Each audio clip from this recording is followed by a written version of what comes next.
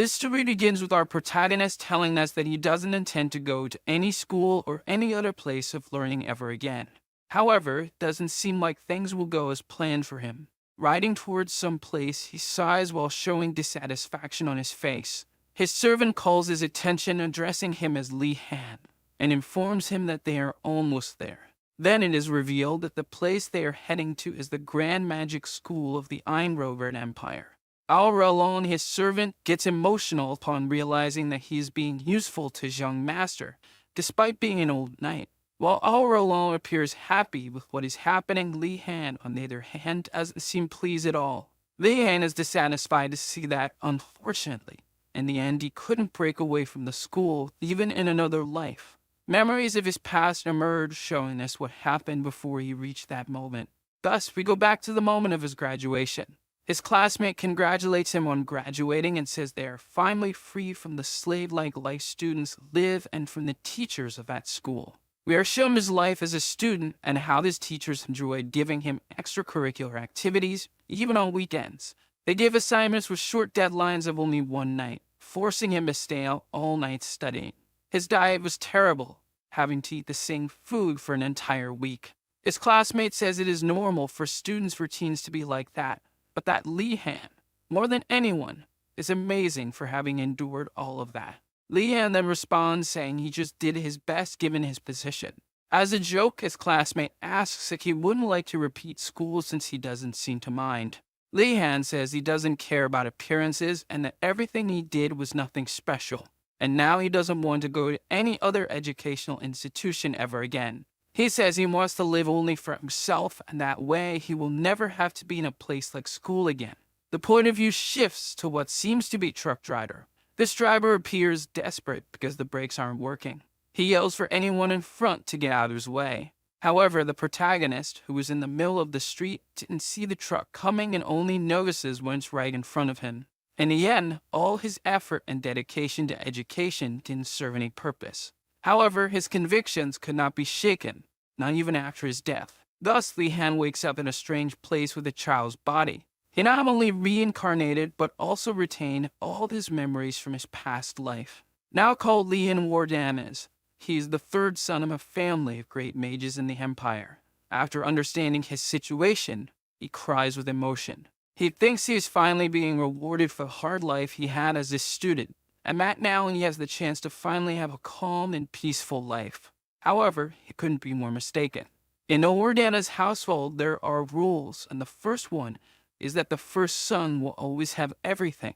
As for the other sons, they must find their own way without the privileges given by the family. The scene changes to a training field with a duel using 2 wooden swords. There, Orolong and Li Han are practicing fencing this. Despite everything, fortunately, his family at least supports him in learning whatever he wants. Orolong asks if he doesn't want to use this as a chance to follow the path of the swordsman. Li Han in turn responds by stating that he will be a mage, as that is the most stable path for his life. Orolong seems bothered by the answer, making Li Han wonder if his response was too simple for him. Extremely moved, Orolong says he is touched by the great wisdom of his young master in choosing to follow this path. His interpretation of the protagonist's words is that of a noble with enormous ambition. Surprised and unsure how to react, Li Han thinks about how Orolong has too high expectations and that, in truth, what he wants is much simpler than it seems. Because the truth is that in every segment of that society, there are opportunities for a powerful mage. Therefore, I regard the best magic school in the Empire is where he will have the most opportunities. Back in the present, the protagonist looks at the school and tells himself that he just needs to endure it for a few years. A memory of a man appears in his mind saying that he will do well in the school as his talent was even praised by the patriarch himself. Talking with Orolong, Li Han says that despite having prevented him from learning magic as a child because he thought it was dangerous, he is still grateful to Orolong. Then they bid farewell, as from that point onward, no servant or mount could continue the journey. The protagonist looks to the side and notices a carriage going ahead, even though it is not allowed. Looking forward, he notices that besides the students, there are knights and servants accompanying their nobles. There are more people than there should be, even though only noble students from the academy are allowed to be there. Once again, Li Han states that in Robert he must go alone without the help of servants or attendants. Beside him, Li Han notices someone very upset with the situation and even asks if everything is okay. The boy, who was quite nervous, says he cannot sleep without his servant by his side. Surprised by the noble's words, he just stays silent. But the noble begins to explain that his servants are almost like his most important limbs, and without them, he is incapable of doing anything. Not accepting these rules and knowing that slaves are accepted at the academy, the noble goes to confront a mage at the gate. Li Han, curious about how things would unfold, watched what would happen. The result was the mage using magic on the noble's mind to reprimand him. It even startles Li Han to realize that the Academy's mages do not tolerate disrespect, even from nobles. Then the Academy gate opens, and from there a strange green mist starts to emerge. A strange green light shines from the gate, and from it a voice tells them that everything in Imregard is an illusion. Li Han feels an immense pressure coming from the gate. He wonders if all this pressure is coming from the headmaster of the school. Everyone around him is paralyzed, unable to do anything. The mysterious person says that they were all warned to come alone and with nothing. But now that they have all disobeyed the rules, he himself will make them comply. Strong winds blow from the gate, taking away everything that wasn't welcome, while the nobles scream as their belongings are carried away. Everyone stands still in shock. But the mysterious person calls them fools and tells them all to move. He orders everyone to enter, and so, little by little, each one passes through the gate. The green skull in the sky is responsible for everything happening. Then he shouts for all the students to hurry inside. And so begins the first day at Einrevard, the best magic academy in the empire. As they walk through the academy, the nobles complain about the headmaster calling them thick-headed. Walking silently, Li Han hears someone calling him from behind. So he looks back to see who it is. The one calling him was a noble girl named Yoner Macon, and the reason she called in was because the prince wanted to speak with him. Without showing much reaction, the protagonist looks in the direction Yoner pointed. There he sees a cheerful boy with golden hair, the very friendly appearance. The prince looks at the protagonist happily. Meanwhile, Li Han wonders if this boy should really be calling himself a prince, even though the emperor has many children across the empire, especially since the emperor had stated he would not support any other child besides his firstborn. And in a place full of nobles from different families, the situation of someone from the imperial family would be even worse. Yoner then asks Li Han if he would like to accompany him. Li Han notices some nobles laughing at the unknown prince, but he doesn't mind and decides to go along with the prince and Yoner. Yoner smiles cheerfully as she thanks him for agreeing to come along. Then she mentions that she was rejected several times before he accepted. Upon hearing this, Li Han begins to regret the choice he made. Ganando is the name of this prince who claims to be a 97th prince. Thus, a trio of friends is formed. Time passes, and Ganando is trying to say something to Li Han. Showing himself to be a rather immature person, the prince complains to Li Han about the person who rejected him. To console him, Li Han says that others don't understand his nobility. However, the prince is a fool who doesn't grasp the protagonist's words, so Li Han has to praise Ganando once again. But even with praise, Ganando starts complaining again, mentioning that besides rejecting him, the person also went to speak with Ardnar. Then see a girl surrounded by people flattering her. This is Ardnar, the 44th princess of the imperial family. Upon seeing the princess, the protagonist realizes that, unlike her brother, the princess exudes an air of elegance and nobility. After that, Ganando asks the protagonist to go and beat up the boy who rejected him. However, Li Han refuses and says that nobles shouldn't do such things. With that, Ganando asks the protagonist what he should do, and the protagonist simply responds that he should forgive others. But if he doesn't want to do that, he can always challenge the person to a duel. Thus, Ganando agrees to forgive everyone who rejected him. Yoner, who was observing everything, praises Li Han for managing to calm the prince down, because even though she is his relative, it's not easy to handle his stubbornness. Li Han, curious, asks why she takes care of him, even though he causes so much trouble. But before she can say anything, a strange green flame starts emerging from the ground.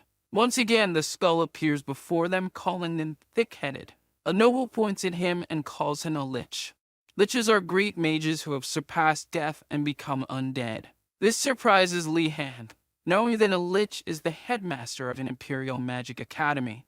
Then the headmaster asks everyone if they know why he calls them thick-headed. Ardnard immediately responds, saying it's because the novices in the academy have iron as their symbol. The headmaster seems pleased with the answer and says he'll give 10 points to her dormitory. However, he soon says it's all a lie, and this leaves Ardnard embarrassed for falling for his trick. He then explained that the reason novices have iron as their symbol is because iron among all metals has infinite possibilities for use. The students are impressed by the headmaster's words, but then the headmaster starts laughing at the students while saying he lied once again. Everyone is shocked by the headmaster's pranks. Li Han then notices that no one is able to respond to these taunts. The magical power density in the room was too high, and it might be hindering the students from taking any initiative. Strangely, the protagonist gets used to the magical density, making him wonder if the headmaster lowered the pressure for the students. While the headmaster questions his actions, he notices there is one person managing to move in his presence. It seems that this boy is more special than the others. Continuing with the instructions, he orders everyone to proceed towards a door. The students obey and head toward the door. Passing through the door, they arrive at the dining hall, with tables already filled with food. Thus, the headmaster instructs everyone to rest while they eat. Everyone is impressed by the meals. There's a wide variety of foods ready to be consumed. Ganando is the first to serve himself. When the students are ready to eat, all the food disappears. Once again, the headmaster was tricking the novices. The headmaster bursts into loud laughter, amused by the novices' innocence. At that moment, the protagonist wonders if the headmaster lost much when he became a lich. Clothes and food were thrown at the students by the headmaster. Not understanding anything, the students are startled by all of this. With that, he distributes uniforms and food to everyone. All these reactions are exactly what the headmaster wanted to see. To attain the best of everything, they will have to seek everything using magic. Thus, the academy's main rule is presented. One of the students chooses to ask someone from outside for supplies, but the headmaster explains that no first-year student is allowed to leave the academy, nor ask their seniors to bring anything from outside. With everything explained, the skull mysteriously disappears from the room. Before vanishing completely, he wishes them all luck in becoming great mages. After witnessing all of that, Li Han realizes that the teachers at this school won't be any different from those he had in his past life. He even associates his laboratory professor with the same madness as the skull. Amazed by the similarity, Li Han doesn't notice Ganando calling him.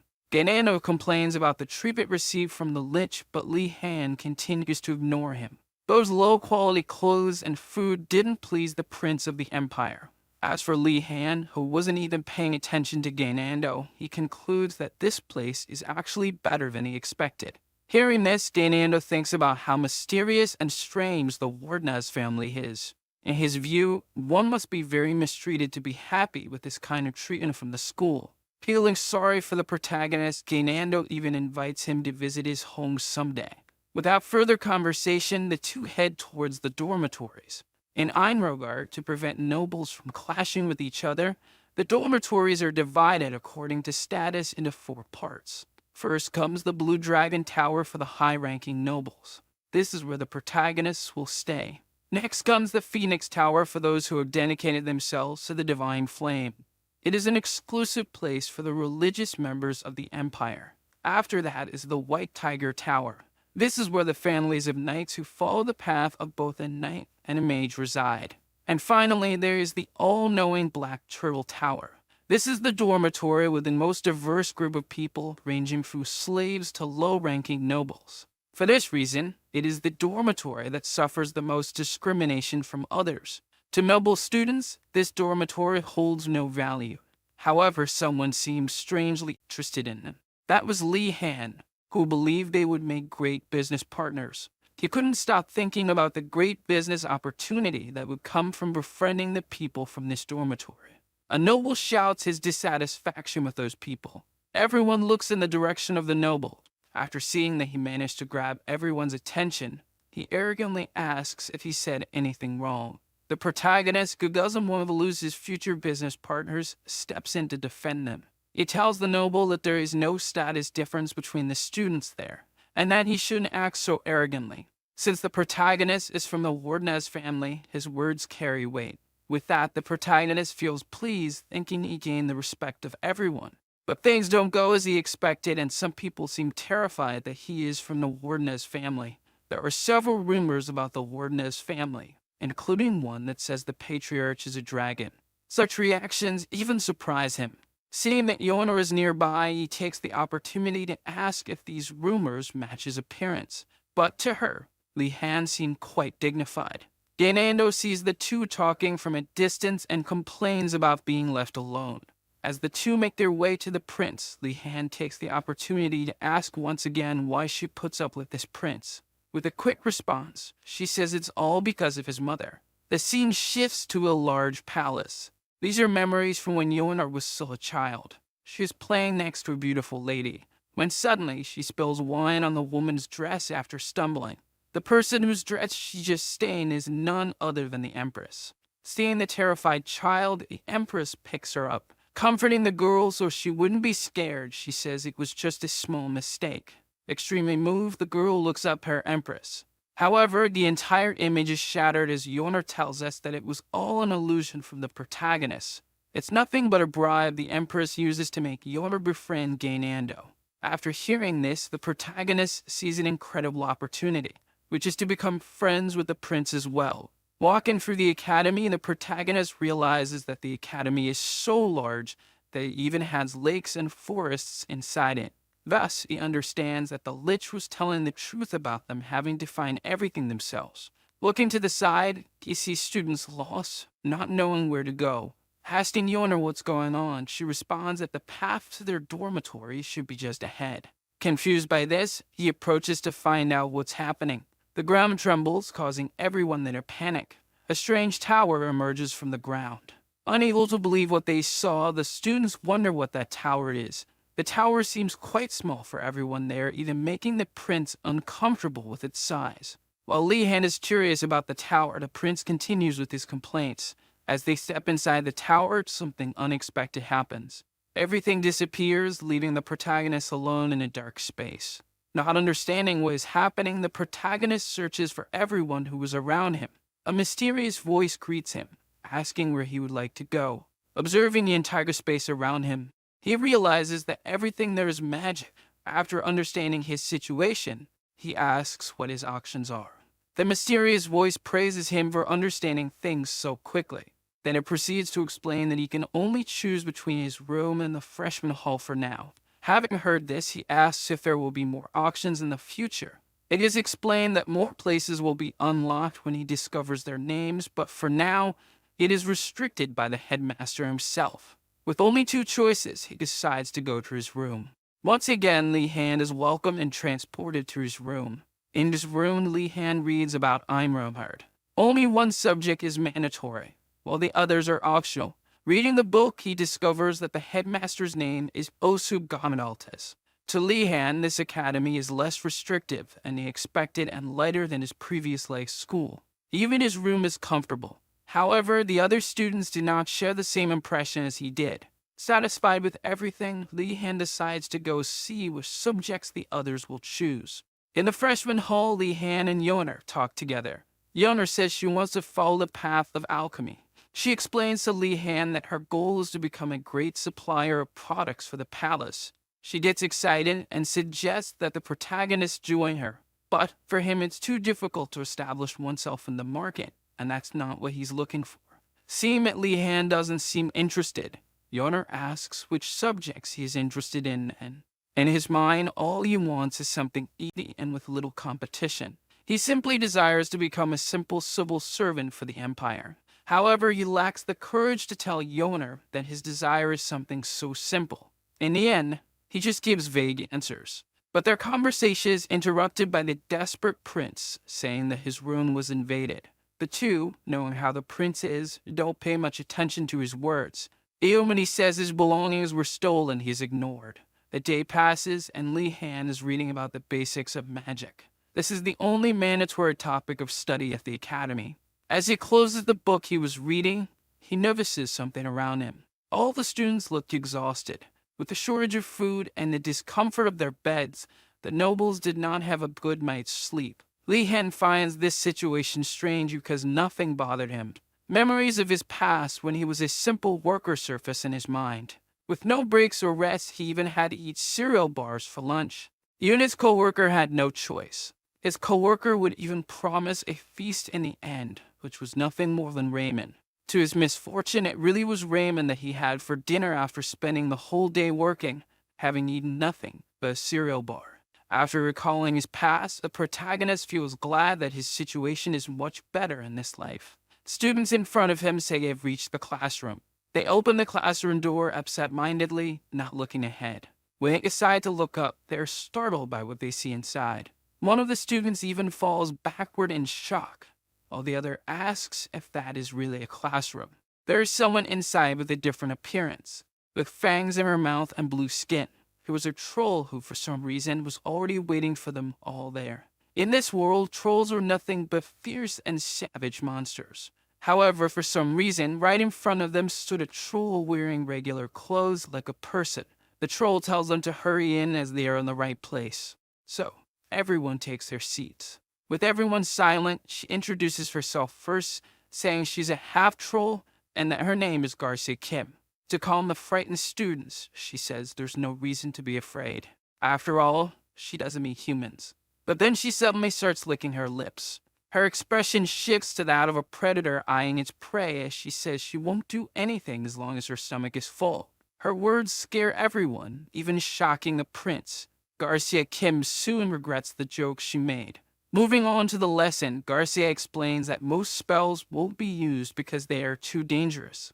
But despite this, she will teach the principle of magic so that everyone can find their own paths as mages, thus becoming a compass to guide them in their journeys.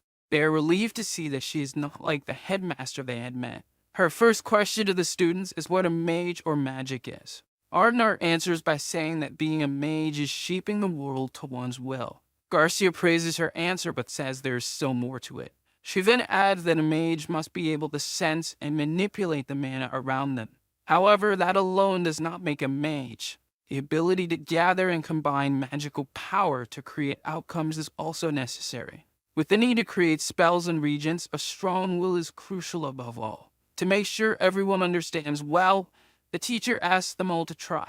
She asks the students to try gathering magical power into their wands. The students then begin practicing. Garcia asks everyone to imagine a figure of light while channeling the magic. The owner struggles but continues to channel. For her, it's like trying to control the reins of a wild horse. Continuing with the teachings, the teacher asks everyone to repeat the same incantation she will say. But brilliant light appears as she calls upon the light. The light grows stronger, illuminating the entire room with its glow. Finally, the teacher says that it doesn't matter what incantation they use as long as it's short and helps them maintain focus. After combining the three basic principles given by the teacher, the protagonist understands what needs to be done. Moving to practice, he, who only had a small amount of magical power gathered in his wand, begins to shape a bright light, just as the teacher had shown. However, even though things seem to be going well, it still appears to have gone wrong. The other students also seem to struggle with controlling their magical power. Gainando even becomes frightened as his magical power moves against his will. His magical power seems as if it will attack him. But quickly, his teacher casts a spell to protect him. She creates angel wings on her back to shield him. She reassures them, saying that even if they fail and cause accidents with their magical powers, she will be there to protect them all. Thus, she encourages them to keep trying until they have no more magical power left in their bodies. By the second attempt, a third of the students had already given up on the practice. Despite being simple, the magic that everyone is practicing takes a month to learn. However, Garcia doesn't give this information to the students, believing that they should discover it on their own. After 7 attempts, most had already given up, except for Li Han, who still seems interested in learning. He insists on continuing, even being the last one with any enthusiasm. Waiting for the teacher's response, he looks at her, seeking her approval. Stating this, the teacher wonders how he still has energy, even though it is normal for a novice with good reserves of power to give up by the 5th attempt. Then it is explained to us that the origin of mages can have various names depending on each region or belief. But despite different origins, all those who enter the path of a mage may face issues of insufficient magical power. With such a demonstration of talent, Garcia asks for Li Han's name. After Li Han introduces himself without using his family name, Garcia is pleased with the boy's attitude and asks him to come to her. With Li Han in front of her, Garcia asks him to give her his hand. Li Han simply obeys and gives her his hand. Touching Li Han's hand, Garcia begins to feel his incredible magical power. Something strange happens, and she finds herself surrounded by water. She looks in all directions, trying to see something. However, all she sees is an enormous and vast ocean around her. Shouting for the teacher, Li Han manages to bring her back to reality. Showing concern, he asks her if she's okay. Garcia says she's fine and asks to return to the lesson, while she wonders what happened. We see that Gainando still believes his teacher might devour someone and even says so to Yoner, who, knowing his foolishness, simply tells him to shut up. Back to Garcia, she asks Li Han to meet her after classes. Continuing with the lesson, Garcia says that it's normal to run out of magical power, but as they train, they will gain more power and reduce their magical power consumption. However, they shouldn't practice recklessly, especially Gainando. Concluding her lesson, she reinforces to Gainando that she does not eat people. And so the first lesson for the class ends. After classes are over, we see Li Han meeting with his teacher alone.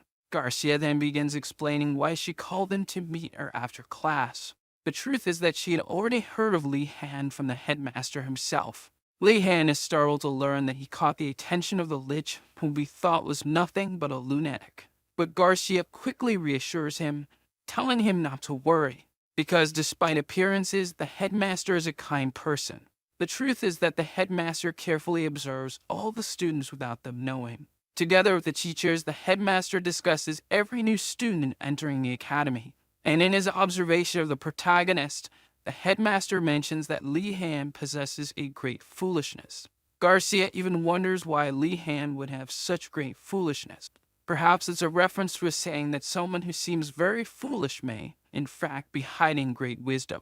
Thus, she concludes that the headmaster meant that Li Han has great potential. With this, her expectations for him rise, making her want to get to know him personally. Li Han calls out to his teacher, who was lost in her thoughts. Returning to reality, Garcia, who couldn't reveal everything she knew, here's another reason for having called him.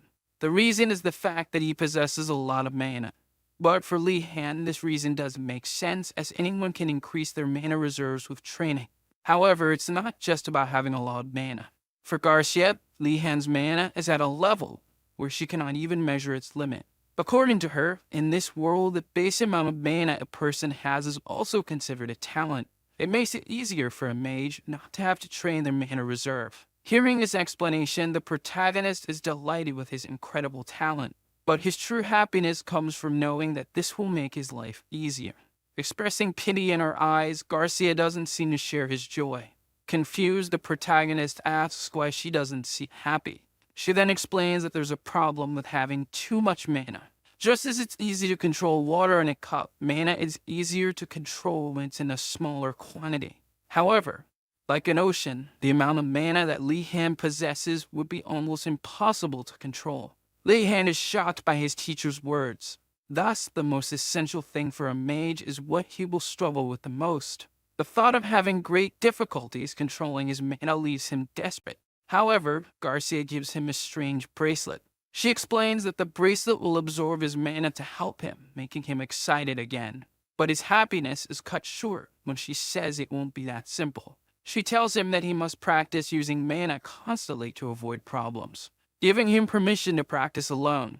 Later, with the other two, he continues lamenting the difficulties he will face. He asks the two if they have already decided which subjects they will take. Yoner is certain she will take alchemy and even asks if the others want to join her.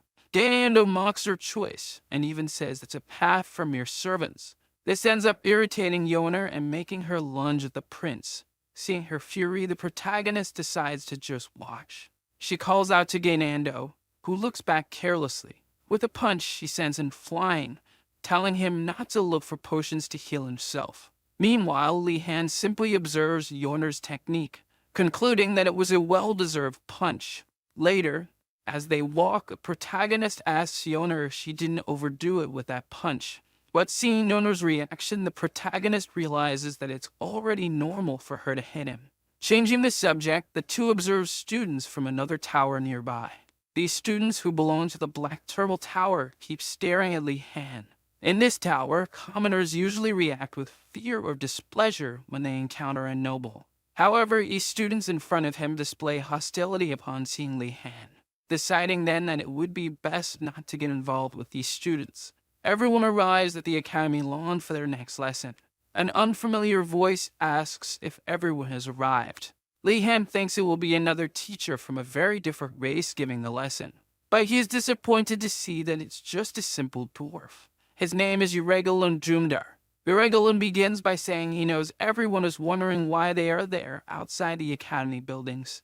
Outside, with no tables or chairs to sit on, Ardnar volunteers to answer. She responds that they are there to feel the mana of nature. Once again, Ardnar is embarrassed for answering incorrectly. Yoner asks Lee Han if he knows why they are there. Nonchalantly, he says it's just a place to gather materials. Surprisingly, his answer is correct.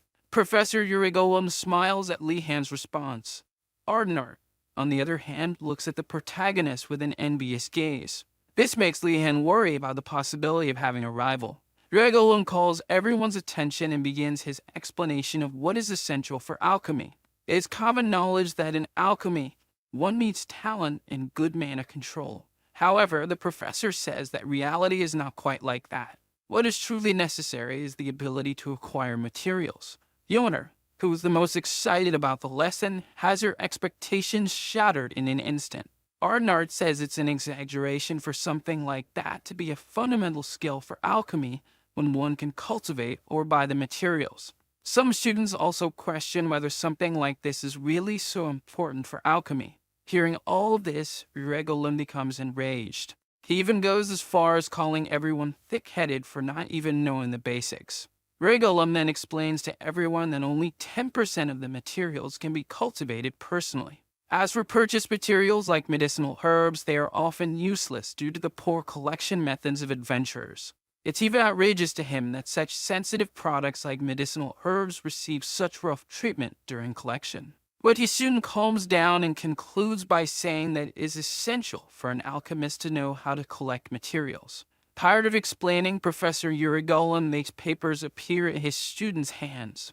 On this paper, there is a drawing of the material that everyone must collect. Thus begin the practical alchemy lessons. Lee Han, together with Yoner, discusses the herb they need to collect. However, Lee Han is quite bothered by the fact that they have to search for these herbs in that forest, which looks very dangerous. Seeing that it would be risky to stay in pairs, Yoner suggests finding someone else to join them in their search. And since they wanted someone from the same tower as them, the protagonist suggests inviting Princess Ardnar. Yoner doubts that she would want to join them, but Lee Han believes that since everyone wants the same thing, they could unite. Unfortunately, it's too late for that. All the nobles have already formed teams without them noticing. Even the students from the Black Turtle Tower, who have been avoiding the protagonist, have joined her. This even makes Lee Han a bit envious. But unlike him, Princess Ardnar is known for her intelligence and talent, making her a celebrity outside the academy. The total opposite of Ganando, who has no fame as a prince. Now there are no nobles left for them to team up with, so their only option is the students from the Black Turtle Tower. Even knowing that they dislike him, the protagonist sees no other choice but to approach one of them. Then someone catches his attention. This person has a strange symbol on her waist, with dark skin and pointed ears. This girl is a dark elf. Her name is Nilia, and she came from the north of the empire. She was part of a group made up of hunters and explorers. Nilia stares intently at the image of the herb. Then she says that it won't be a difficult task for her. She sees this as a great opportunity to stand out among the more talented students. But someone approaches, catching her attention. It's Yoner and Lee Han, who introduce themselves to her. Only recognizing Yoner, Nilia asks what they want from her. In a straightforward manner, the two ask if Nilia wants to join them. This leaves her even more confused. After all, in her mind, all nobles are the same. They are snobbish, and no matter how well you treat them, they are never satisfied. However, Li-han argues that it is more dangerous alone if a monster appears. Nelia denies needing help, prompting Li-han to question why. And with that, Li-han deduces that she probably thinks they want to use her as bait.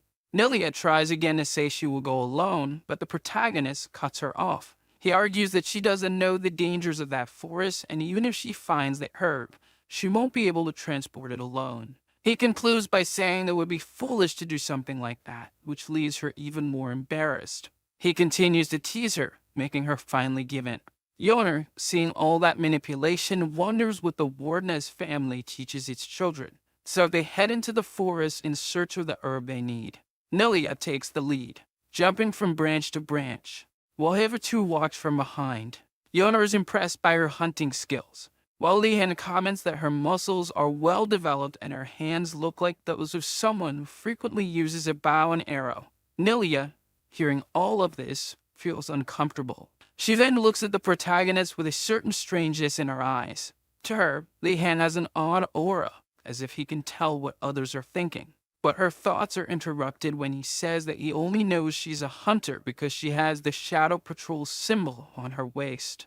The two realize she was listening to their conversation, and so they ask her to wait for them so they can go together. Nelia pretends to be difficult and denies needing them.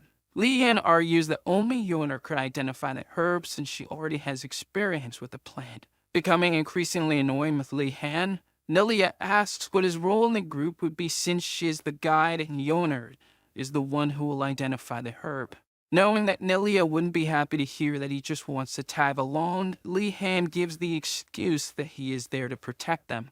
Nelia, observing his physique, deduces that Li-han comes from a knight family and then asks why he is in the Blue Tower if he is from a knight family.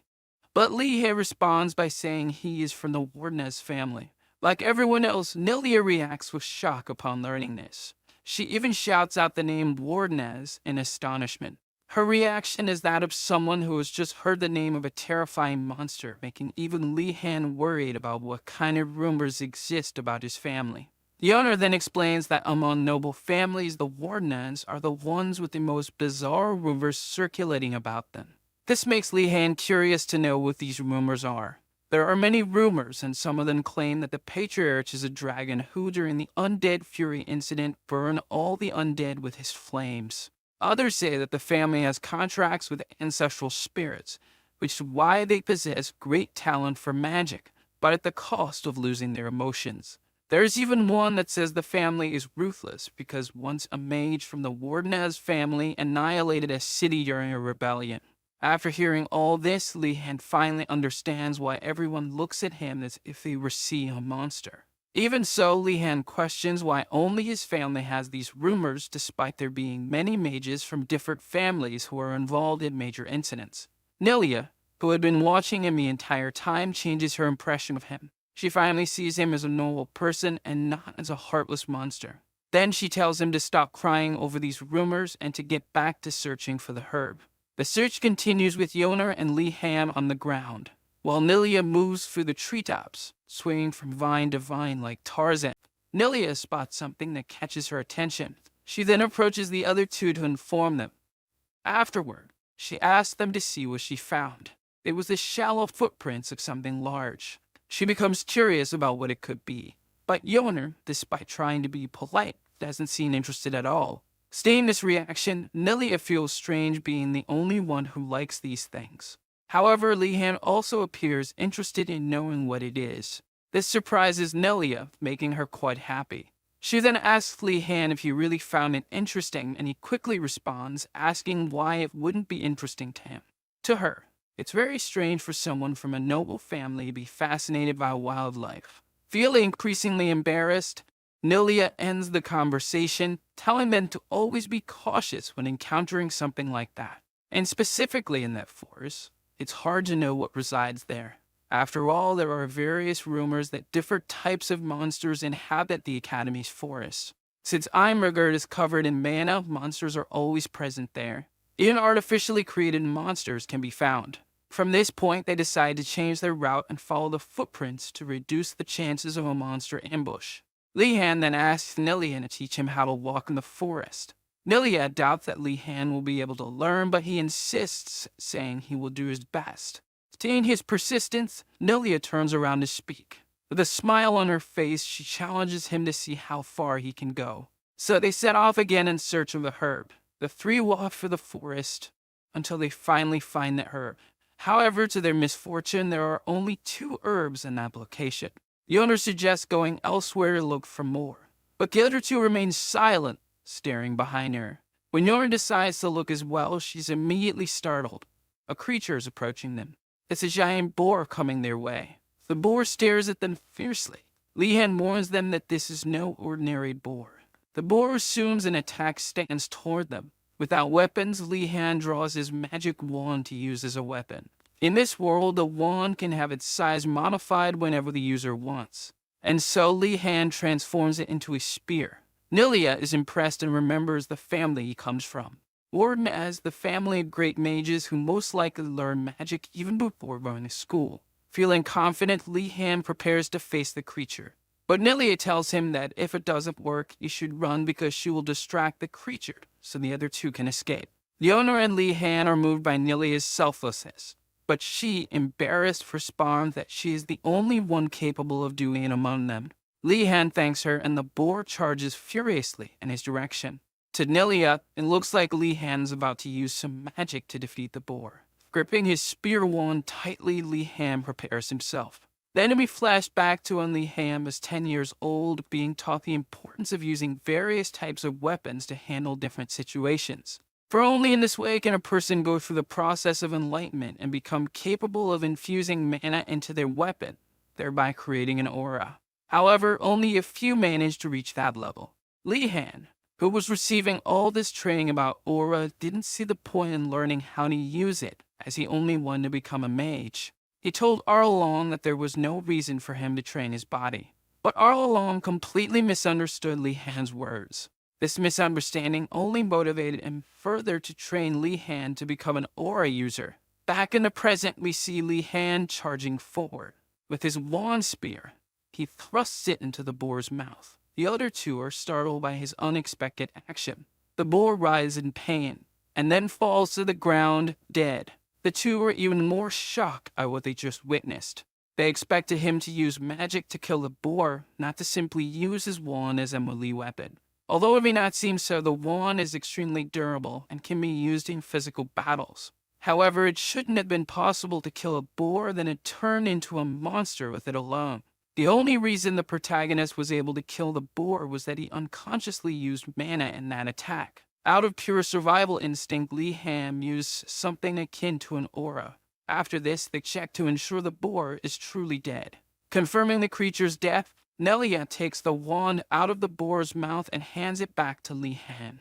The owner is still on the ground, recovering from the shock as she wonders if it's normal for a class to be this dangerous. Then the 3 hear screams coming from a distance. They immediately assume that other students are facing the same situation they just did. 3 headed toward the source of the screams.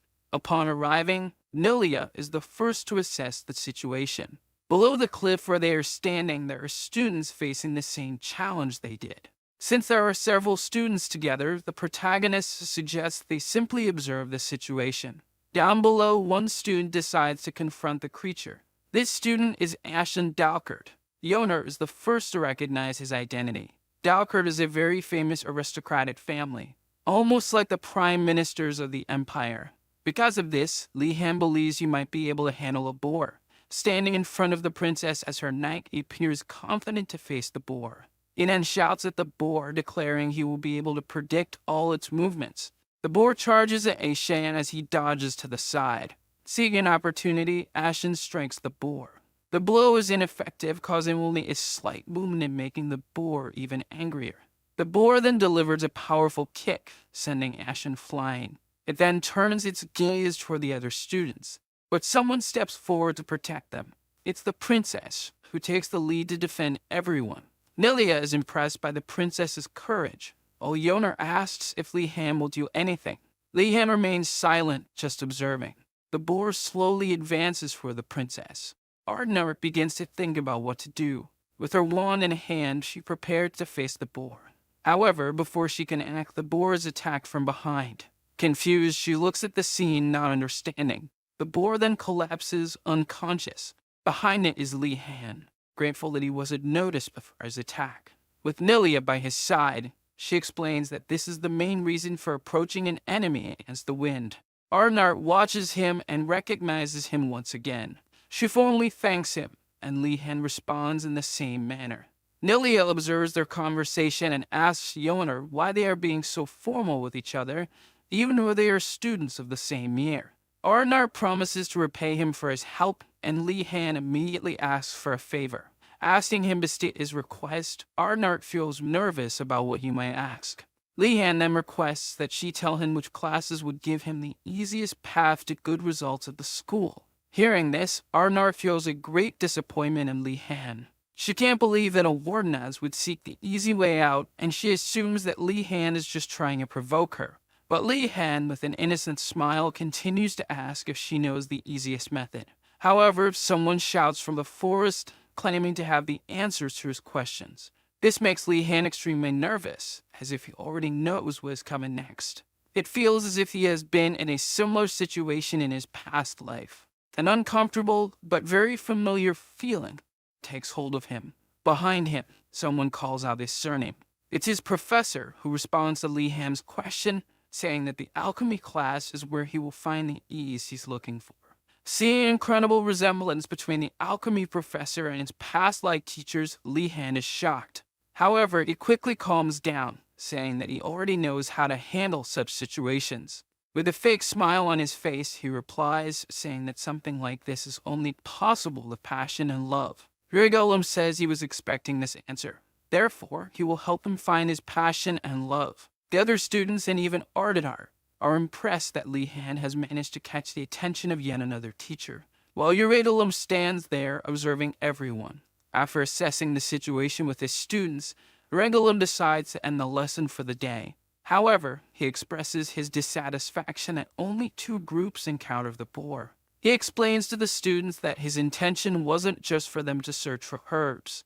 His real goal was to give everyone experience with the possible situations they might encounter during herb gathering. According to him, an alchemist must be prepared for different types of situations. His explanation ends up angering everyone. Yoner then asks if he really needed the herb that everyone was searching for, since the 3 of them went through so much trouble to find just 2. Gurgolum didn't think anyone would actually find them, is impressed by the 3. With a smile on his face, he praises them for their talents and tells them they passed his class. Finally, he tells Lee Han that it's best for him to stay in his class. This leaves Lee Han feeling pessimistic, thinking he's in trouble from now on. Seeing that he has no choice, Lee Han lies blatantly, saying that he has always wanted to learn alchemy. Hearing this, Uregolun gets the impression that Lee Han is much more mature than he should be. He then tells him that he will give him a special privilege for killing the boar and finding the herbs. The privilege is that Lee Han and the other 2 will be allowed to use his cabin in the forest whenever they want. Immediately, Lee Han imagines his teacher wanting him to do household chores in his cabin. Uregolun notices that Lee Han misunderstood and says he will explain it better. According to Uregolum, the biggest challenge for new students at the academy is the scarcity of food. And even if Lee Han hasn't been bothered by it yet, he eventually will be. Lee Han starts thinking about how they only have limited food options. This is a significant inconvenience for the nobles of the Blue Tower. Uregolum then says that his cabin has all kinds of ingredients and spices. Upon hearing this, Lee Han immediately deduces what his professor means. In his mind, he believes he's being invited to enjoy a buffet whenever he wants. This greatly motivates him to attend the alchemy class, pleasing Uregolum even more. But unlike the protagonist, the other students are not at all happy with the professor's decision to release a boar to attack them. Meanwhile, Lee Han is no longer surprised by anything that might happen at this school. At this moment, he cares about only one thing. Time passes, and now we see a cabin in the forest, with a beautiful river beside it. We see the 3 of them together carrying the boar to the cabin. Upon arriving at the cabin, Lee Han relaxes, feeling relieved. Now his goal is to butcher the giant boar. Yoner calls out to him, wanting to say something. Despite looking uncomfortable, she asks if she can help him cut the boar. What she wants is to have some of the meat in exchange for her help. Nelia doubts that the nobles will be able to butcher the boar. Li Han simply calls her by name, and then with a very serious expression, he asks if she doesn't want to eat meat. Immediately, she reacts wearing the same serious expression as the other two. She then closes her eyes to think about what she will do. Finally, she decides to help them in exchange for eating the meat. Afterward, we see Li Han thinking about the two of them and how they should be capable of helping him butcher the boar. Soon after, Uregulum arrives with the necessary equipment. With that, they begin the butchering process. Milia watches as Li Han cuts the boar. Noticing that he is doing well, she wonders if it's normal for some nobles to know how to do this. Time passes, and they finish cutting and separating the most important cuts of meat. As for the intestines, they decide to use them to make sausages. Li Han decides to smoke the meat to preserve it for as long as possible. Uregulum sees what Li Han is doing and is once again impressed by the protagonist. Because based on his knowledge, even if kept in a cold environment, the meat will still spoil, so smoking it is the best way to preserve it. Uregulum grows increasingly impressed with Li Han's talents. He is even exceeding his expectations. But his thoughts are interrupted by the sound of his stomach growling with hunger. Hearing his professor's stomach growl, the protagonist asks if he is feeling hungry. Li Han then begins cooking the meat he had cut. Meanwhile, Uregulum brings some ingredients from his cabin. Afterward, they set the table for the meal. Finally, they serve themselves with all the food.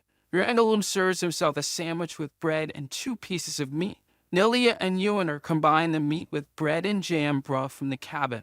Everyone is very happy with the food, especially with the jam that added a sweet flavor to the meat. Li Han simply expresses gratitude for getting to experience all of it, and so they finish their meal, feeling extremely satisfied. Even though they ate a lot, there was still plenty of boar meat left. Now Yoner and Li Han need to think about what to do with the leftover meat. Not knowing what to do, the two remain silent as they think. However, Nilia suggests sharing the meat with the other students. Hearing this, the two immediately know what they need to do. They ignore Nilia's suggestion and talk about selling the meat to the students. Their plan is to sell the meat to the nobles of the Blue Dragon Tower. Nilia is shocked by their greed upon hearing this.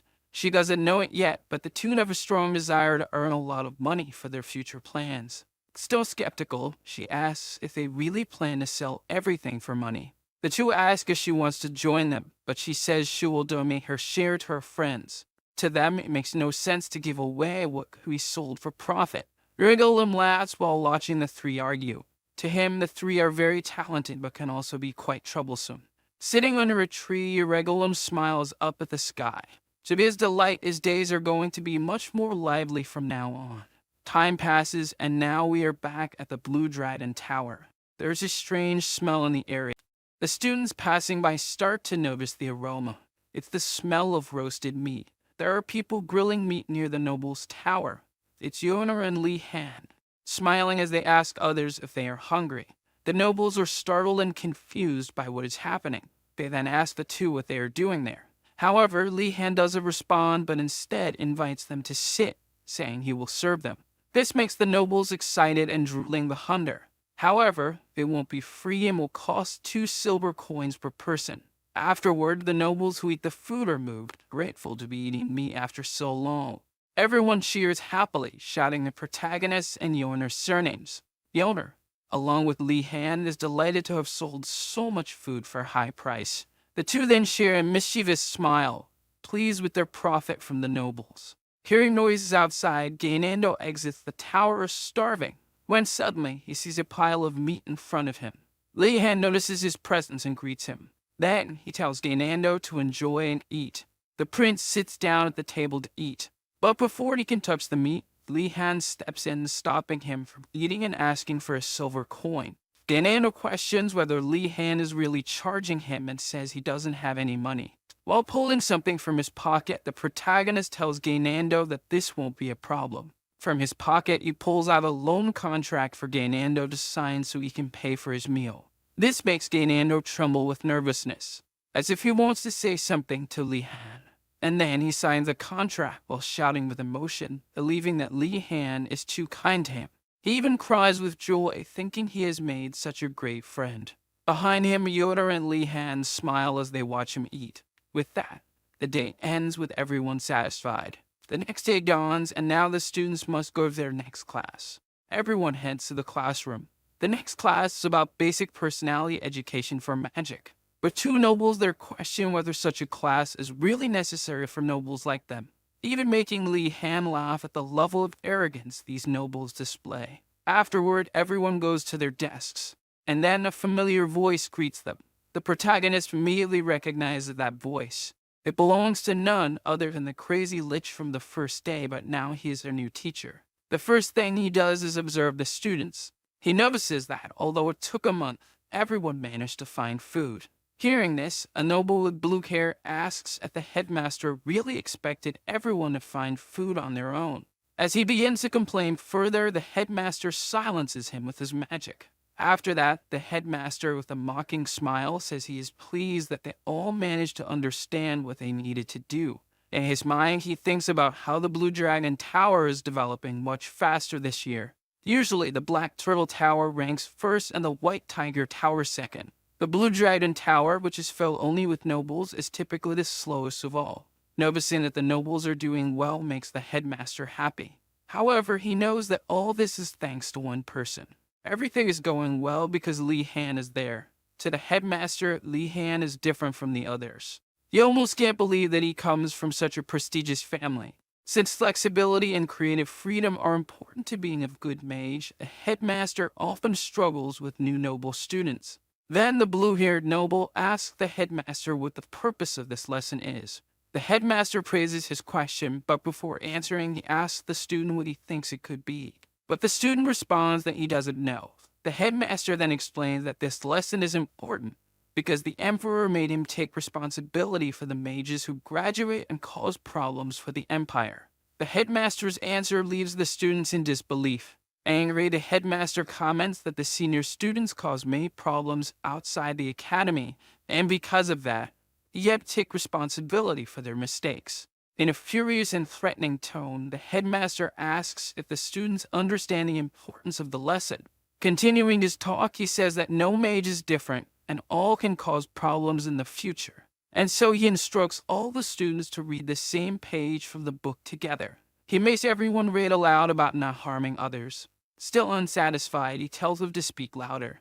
Everyone then shouts together about not harming others. Their shots are even heard outside the school. With that, the headmaster concludes by saying he hopes they have all become kinder after this exercise. Now he asks for two students to assist him in the next exercise, but all the students avoid eye contact. Seeing the students' behavior, Li Han considers volunteering.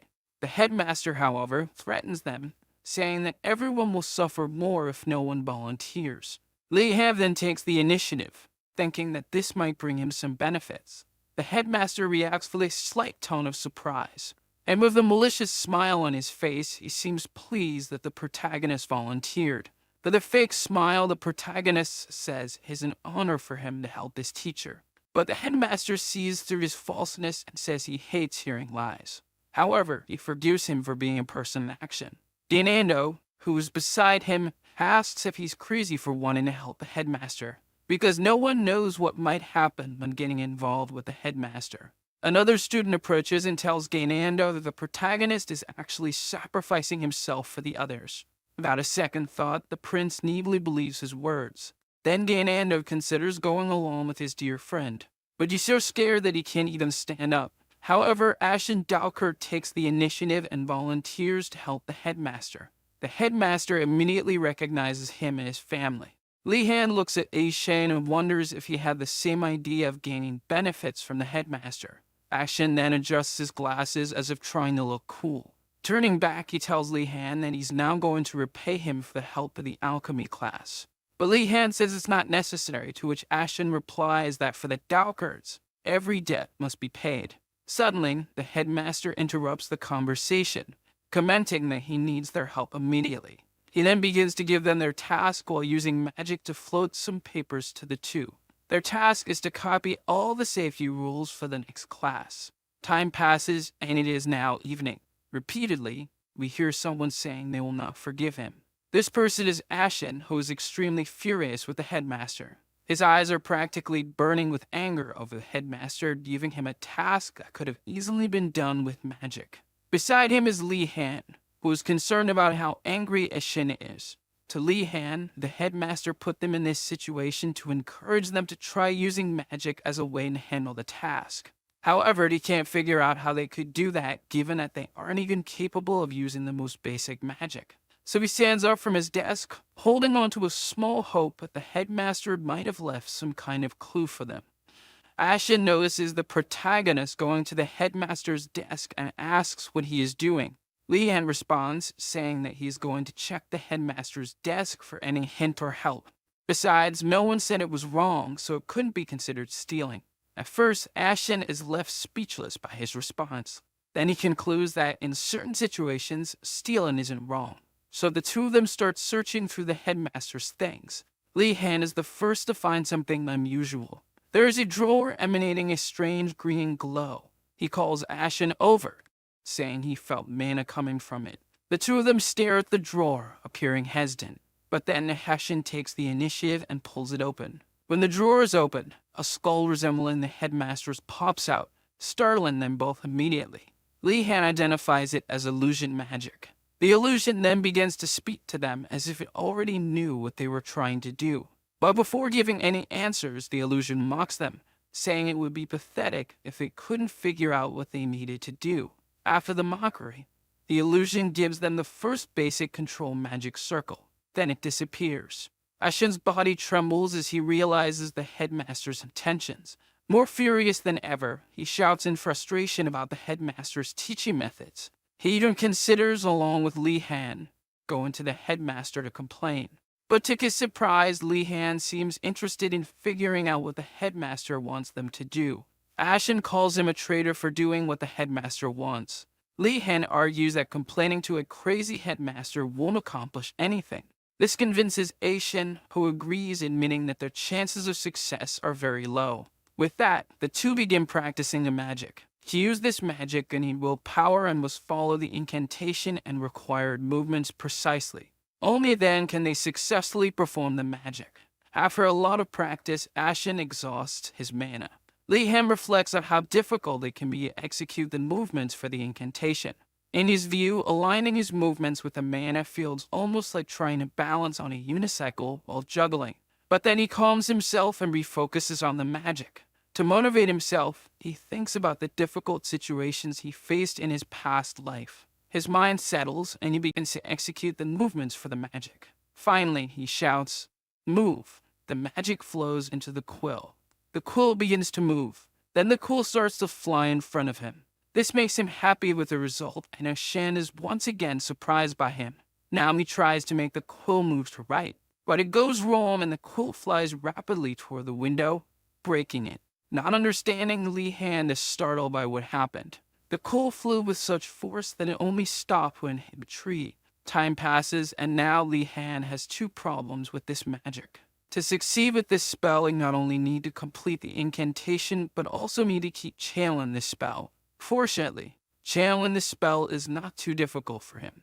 So the protagonist tries again. He stays focused and slowly, he manages to control the quill. But suddenly, the headmaster appears in the room, saying he will finish the work using his magic.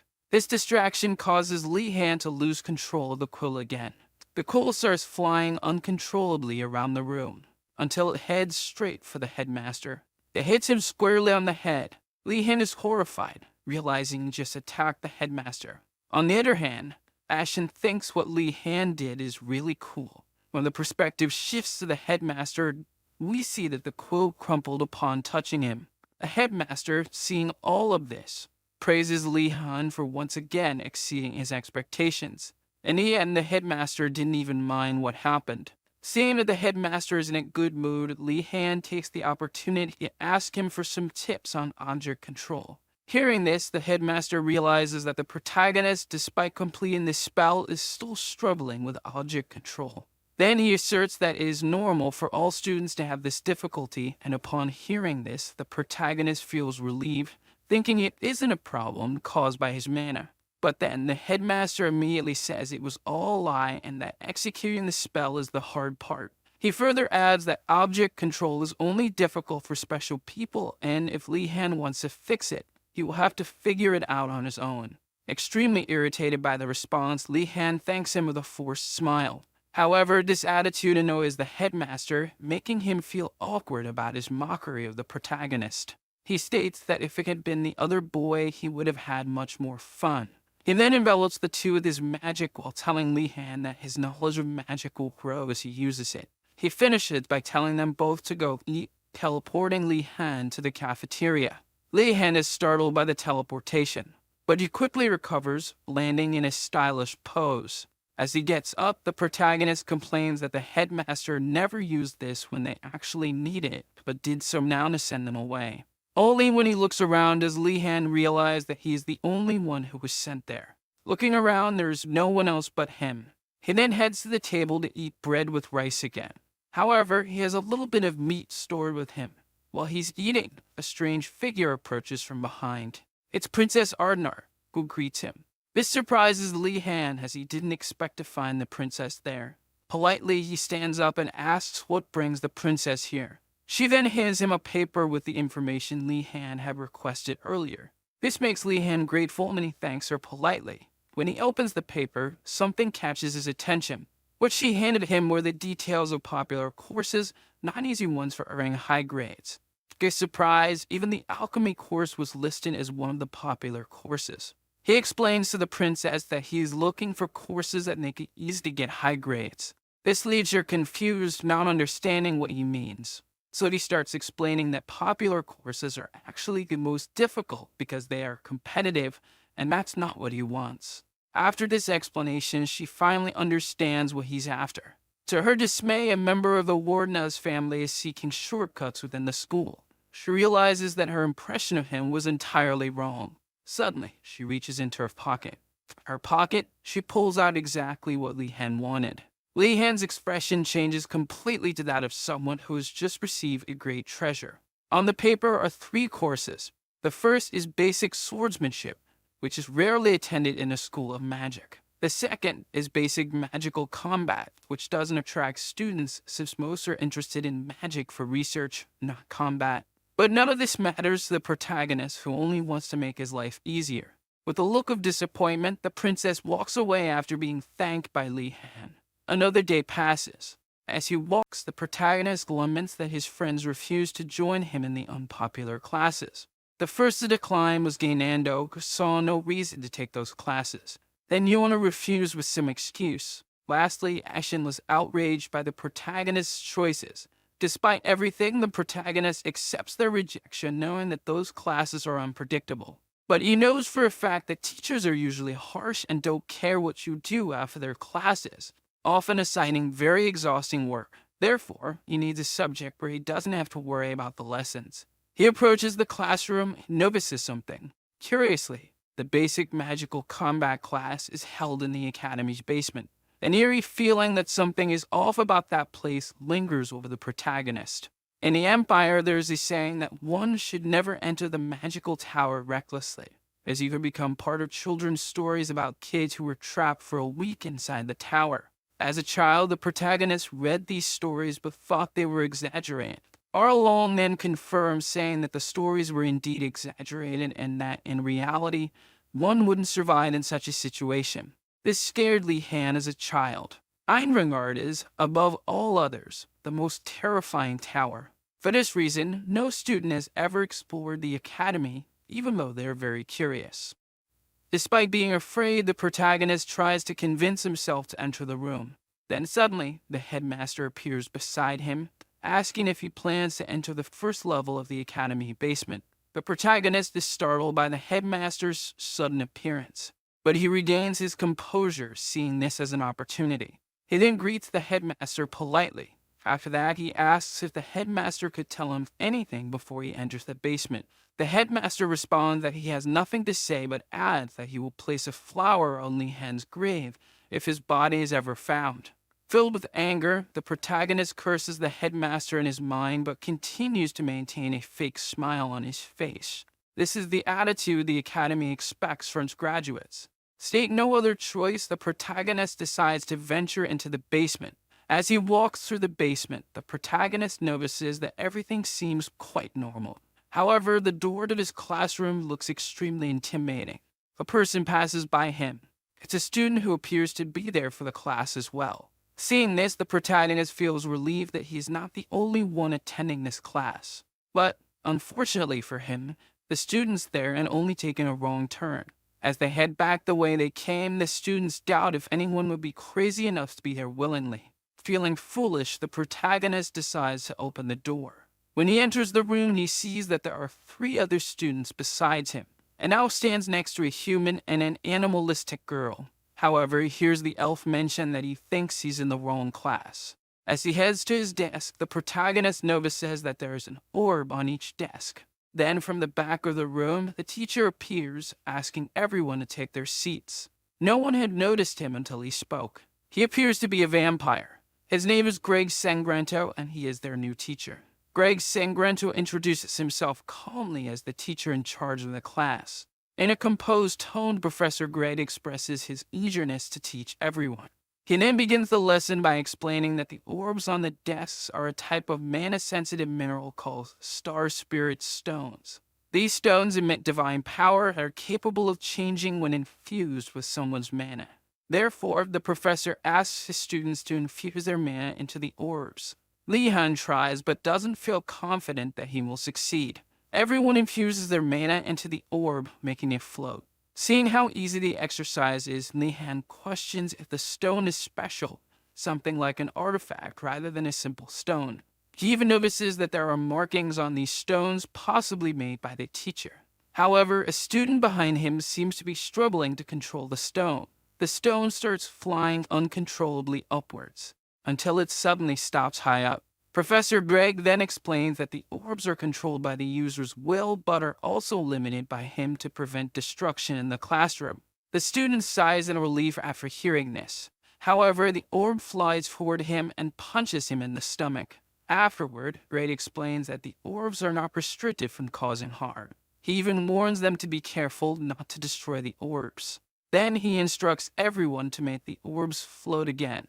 He asks them to move the orbs in a circle. Even Li-han is finding it difficult to move the orb. One student manages to draw a circle and excitedly tells the professor. But Greg shows no reaction and merely tells the student to do it again. Disheartened, the student is immediately deflated by the professor's response. He wonders if the entire lesson will just be them making an orb move. Li-han then asks if they will stop drawing circles at some point. In a short and direct manner, the professor replies that they will stop only when they perform the exercise correctly. Hearing this, 2 dissatisfied students ask if they can go to the bathroom, and the professor allows them. Thus, they skip class with the excuse of going to the bathroom.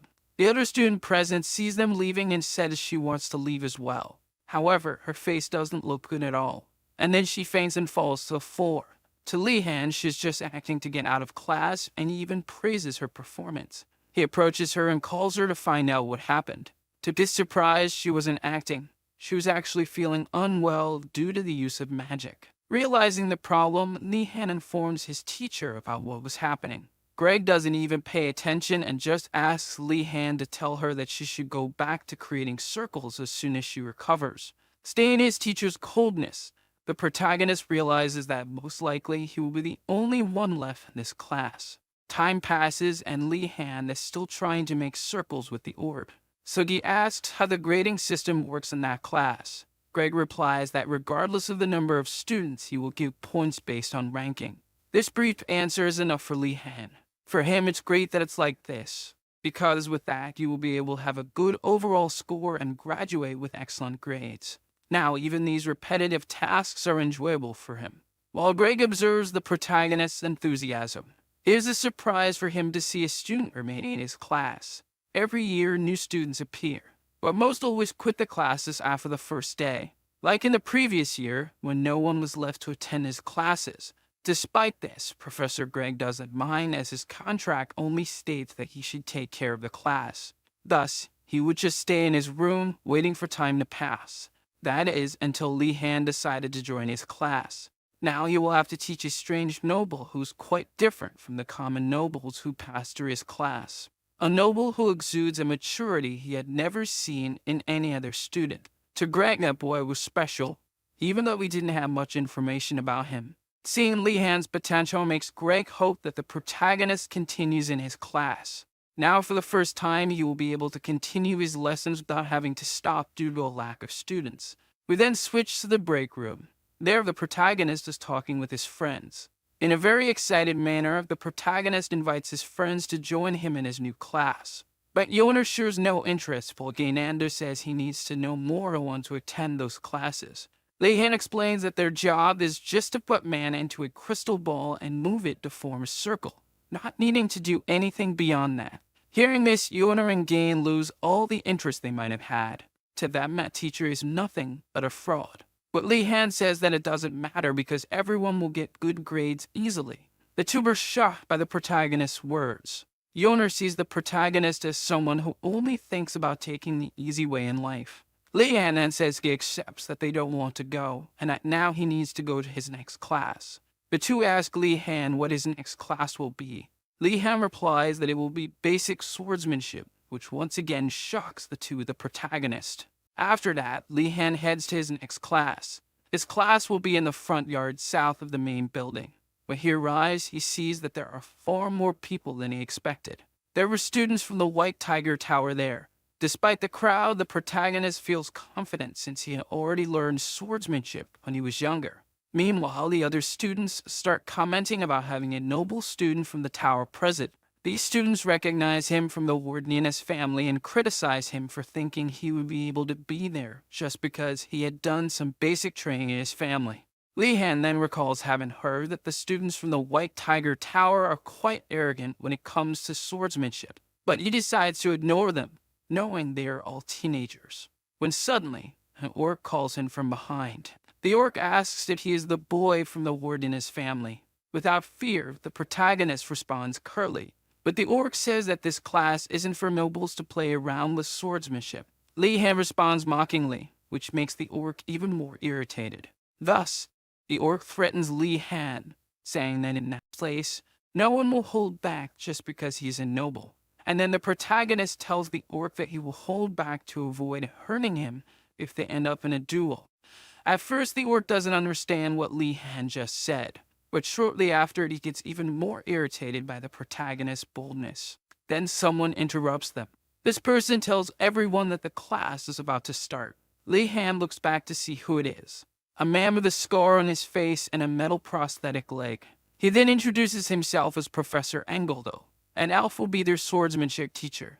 Engoldo begins his class by talking about the purpose his students should have in his lessons, while for Leihan, his classes only matter for easily earning points. But then someone taps his shoulder from behind. He looks back and sees an elf calling him.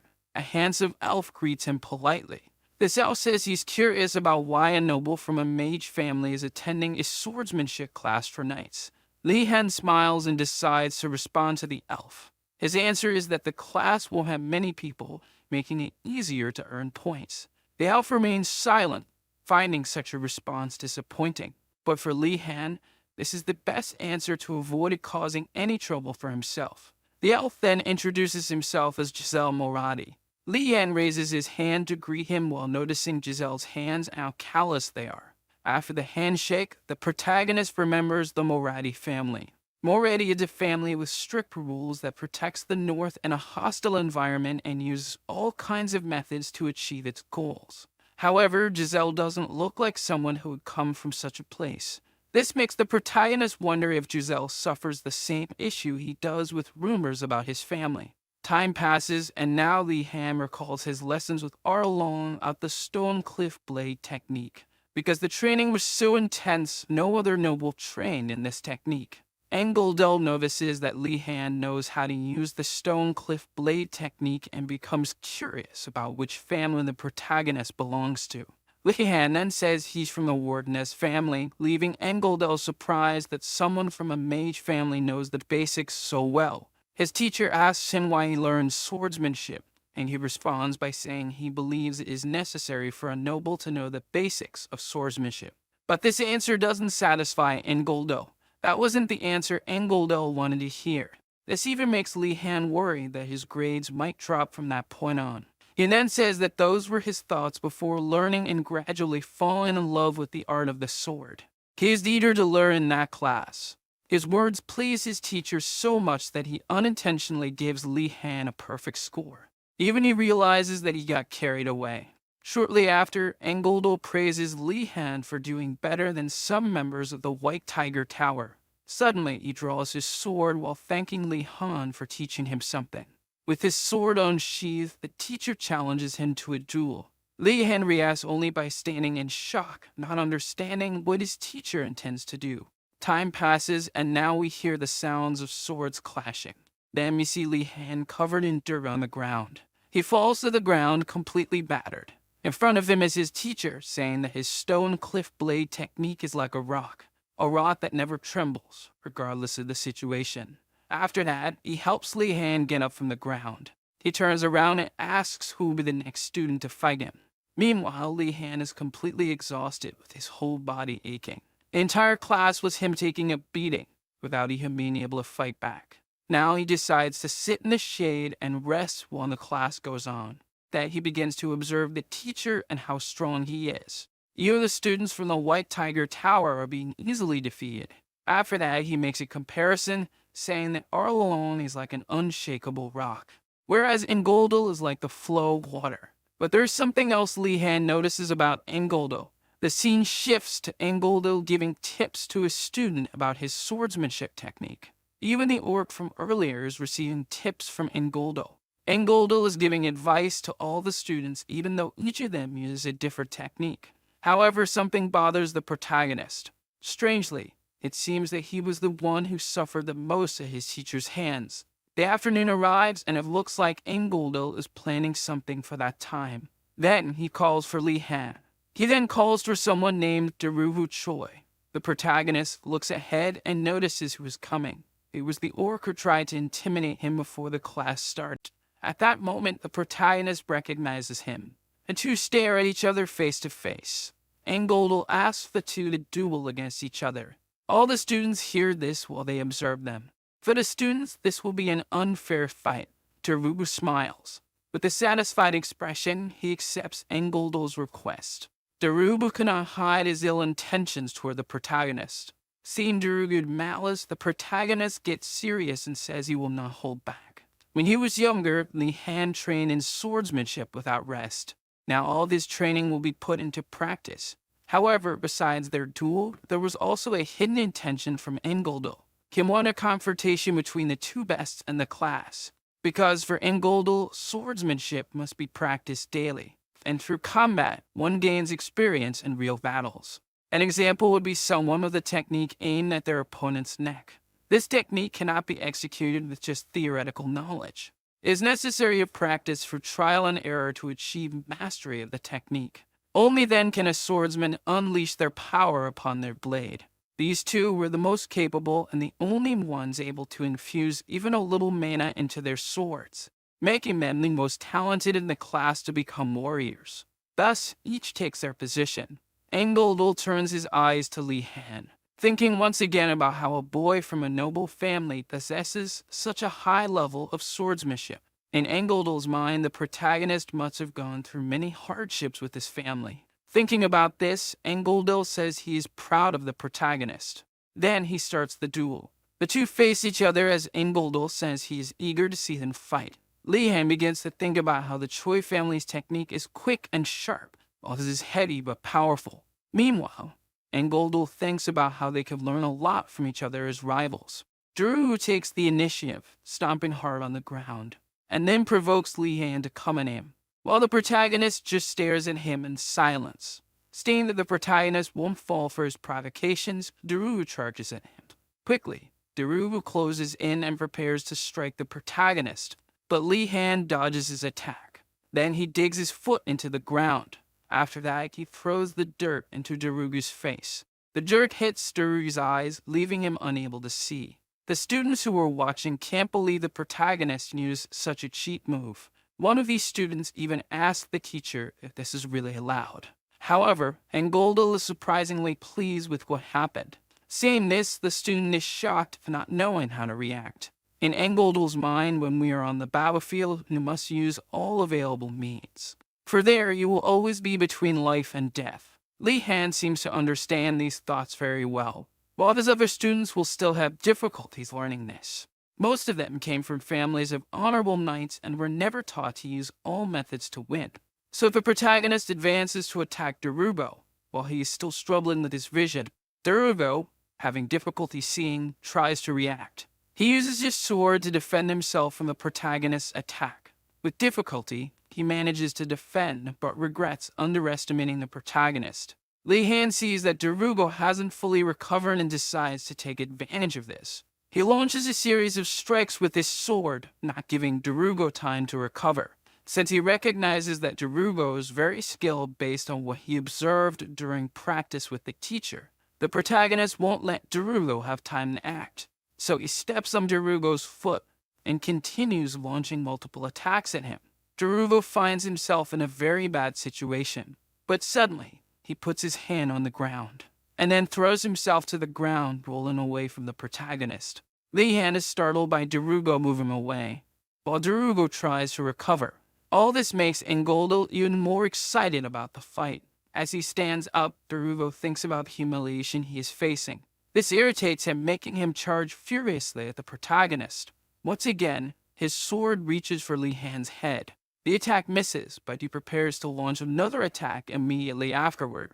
Now Li Han is on the defensive while Darugo attacks. To Enrolls, this battle is better than expected. These two were showing much more talent than he imagined. On one side is Darugo with incredible mastery of his Alpine Moon sword technique, but he is also becoming increasingly tired from using it. On the other side is Li Han, remaining calm while perfectly defending his opponent's blows. We see that Li Han is observing every movement of his opponent. This leads him to conclude that Darugo is quite agile, not letting him get off the defensive. But even worse is his energy that seems endless. However, Li Han stops thinking about these things. He refocuses on simply winning, and then he begins to think about how to improve his chances of victory. He notices that his opponent is not thinking clearly after suffering all that humiliation earlier, making several unnecessary moves and wasting energy. Even his mana infused in the sword is running out, while he himself does not get tired from using much mana, turning the fight into a battle against time. The fight continues, and now the protagonist is beginning to gain an advantage over Darugo. Darugo doesn't understand why he's losing the match. As he observes Li Han, he realizes that he is not showing any signs of fatigue. For Darugo, it feels like he is hitting a mountain. It's as if he is in the palm of the protagonist's hand. Darugo falls into despair after this. Li Han then sees the opportunity to strike, thus delivering a blow that disarms Darugo, making his sword fly away, and finally delivering the finishing blow, ending the battle between the two. Darugo, exhausted, looks fearfully at Li Han's sword, while Li Han, also tired, stares at him. Enrolls appears beside them and ends the fight, but he asks the two to step away from each other. Enrolls looks at Darugo while expressing his regret, because he had the perfect conditions to win, but he faltered, since he is still young and doesn't know how to handle pressure. Unlike the protagonist, who seems very experienced and still exudes the aura of a great noble. The teacher then begins to lecture about the battle between the two. He says that the winner must be humble, while the loser must recognize their mistakes and use them to grow. Then he asks the two to show respect to each other as they bow to one another. However, Li Han doubts that Darugo will truly be able to do such a thing. To this surprise, Darugo extends his hand. He thanks him for the fight and apologizes for his actions at the beginning of the class. And finally, he says that the protagonist indeed deserves to be in that class. This surprises Li Han, making him realize he was wrong to think that Darugo would attack him off guard. Li Han then shakes his hand, saying he understands why he said those things at the start of the class. Applause is given by the teacher upon seeing the two making peace. Enrolls even forces the rest of the students to applaud along with him. Time passes and night falls. Some students gather around Darugo. Person catches his attention. Commenting on his humiliation as a student of the White Tiger Tower, it was the elf from the Moradi family who had approached the protagonist earlier. He tries to encourage Darugo to seek revenge against the protagonist. However, Darugo responds by saying that he lost simply because he was weaker, But the other students from the Tiger Tower are outraged, saying that he lost because the protagonist was a coward, not because of his own failure. The elf says that this discussion is irrelevant. The real issue is that the pride of their tower was broken because of him. Then the elf threatens him, saying that his family must take responsibility for the humiliation the tower suffered. Staying at his corner, Darubu asks what he should do. With a snap of his fingers, the elf offers him a solution, which is to send 2 other members of the tower along with him to face Li-Han. Upon hearing this, Darubu asks if he isn't ashamed as a knight to make such a request. However, for the elf, these concerns are for losers. Some students around them start to question these actions. With a smile on his face, the elf asks them all to say what they think to his face, but they don't have the courage to speak to him directly. However, Darubu says he has no interest in revenge as he walks away, making the elf laugh and call them a coward and asking someone else to take his place for revenge. Another student standing near volunteers to go in Darubu's place. From a distance, Darubu simply watches those 3 students gathering to fight against the protagonist. He thinks that maybe Li-Han doesn't stand a chance in a 3 versus 1 against 3 members of maid families. His anger rises, and then he decides to go against this group that dishonors the pride of knights. Thus, he will support the protagonist against these guys. Still on the same day, but later, someone is running at high speed through the forest. That someone is Darubu, running towards the sound of a fight in the forest. Arriving at the scene, he calls out for the protagonist. But before he can say anything, a stone flies at high speed and hits the tree beside him. The stone flew so fast that after hitting the tree, it was smoking. In front of Darubu, there was a student unconscious with a head injury. Looking ahead, he sees that the other 2 are terrified of the protagonist. With his wand in hand, he calls out to them all, and says that if they want to die, they should just charge at him. Li-Han's actions frighten Darubu, leaving him confused about what is happening. We go back in time to when the 3 students were pursuing the protagonist. The 3 surround him while saying they are going to beat him up. Li-Han notices their intentions but chooses only to threaten them to back off. He then frowns and begins to threaten them, saying they are messing with a member of a dangerous family. 2 of the students respond that they won't back down with just a threat.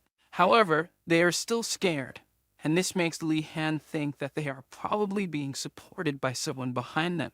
The protagonist deduces that a leader of a great family is backing them and encouraging them to do this. That's why they are brave enough to attack someone from the ward in his family. So the protagonist asks them who is supporting them. The 3rd student yells at Li-Han to shut up. Right after, he orders the other 2 to surround him. Not even the protagonist can handle 3 members of the White Tiger Tower. That's what Li-Han remembers all along, telling him to always run when surrounded by multiple enemies. However, he finds himself completely surrounded with nowhere to run. Suddenly, an idea comes to his mind. He infuses mana into some nearby stones. He had the idea of using the same magic he used on the writing quill in the past, thus making the stones float around him. The students are startled when they see that the protagonist already knows how to use advanced magic. Li-Han is pleased with his success, but decides to use that magic only to scare them off. After that, the protagonist orders everyone to get out of his way if they don't want to suffer.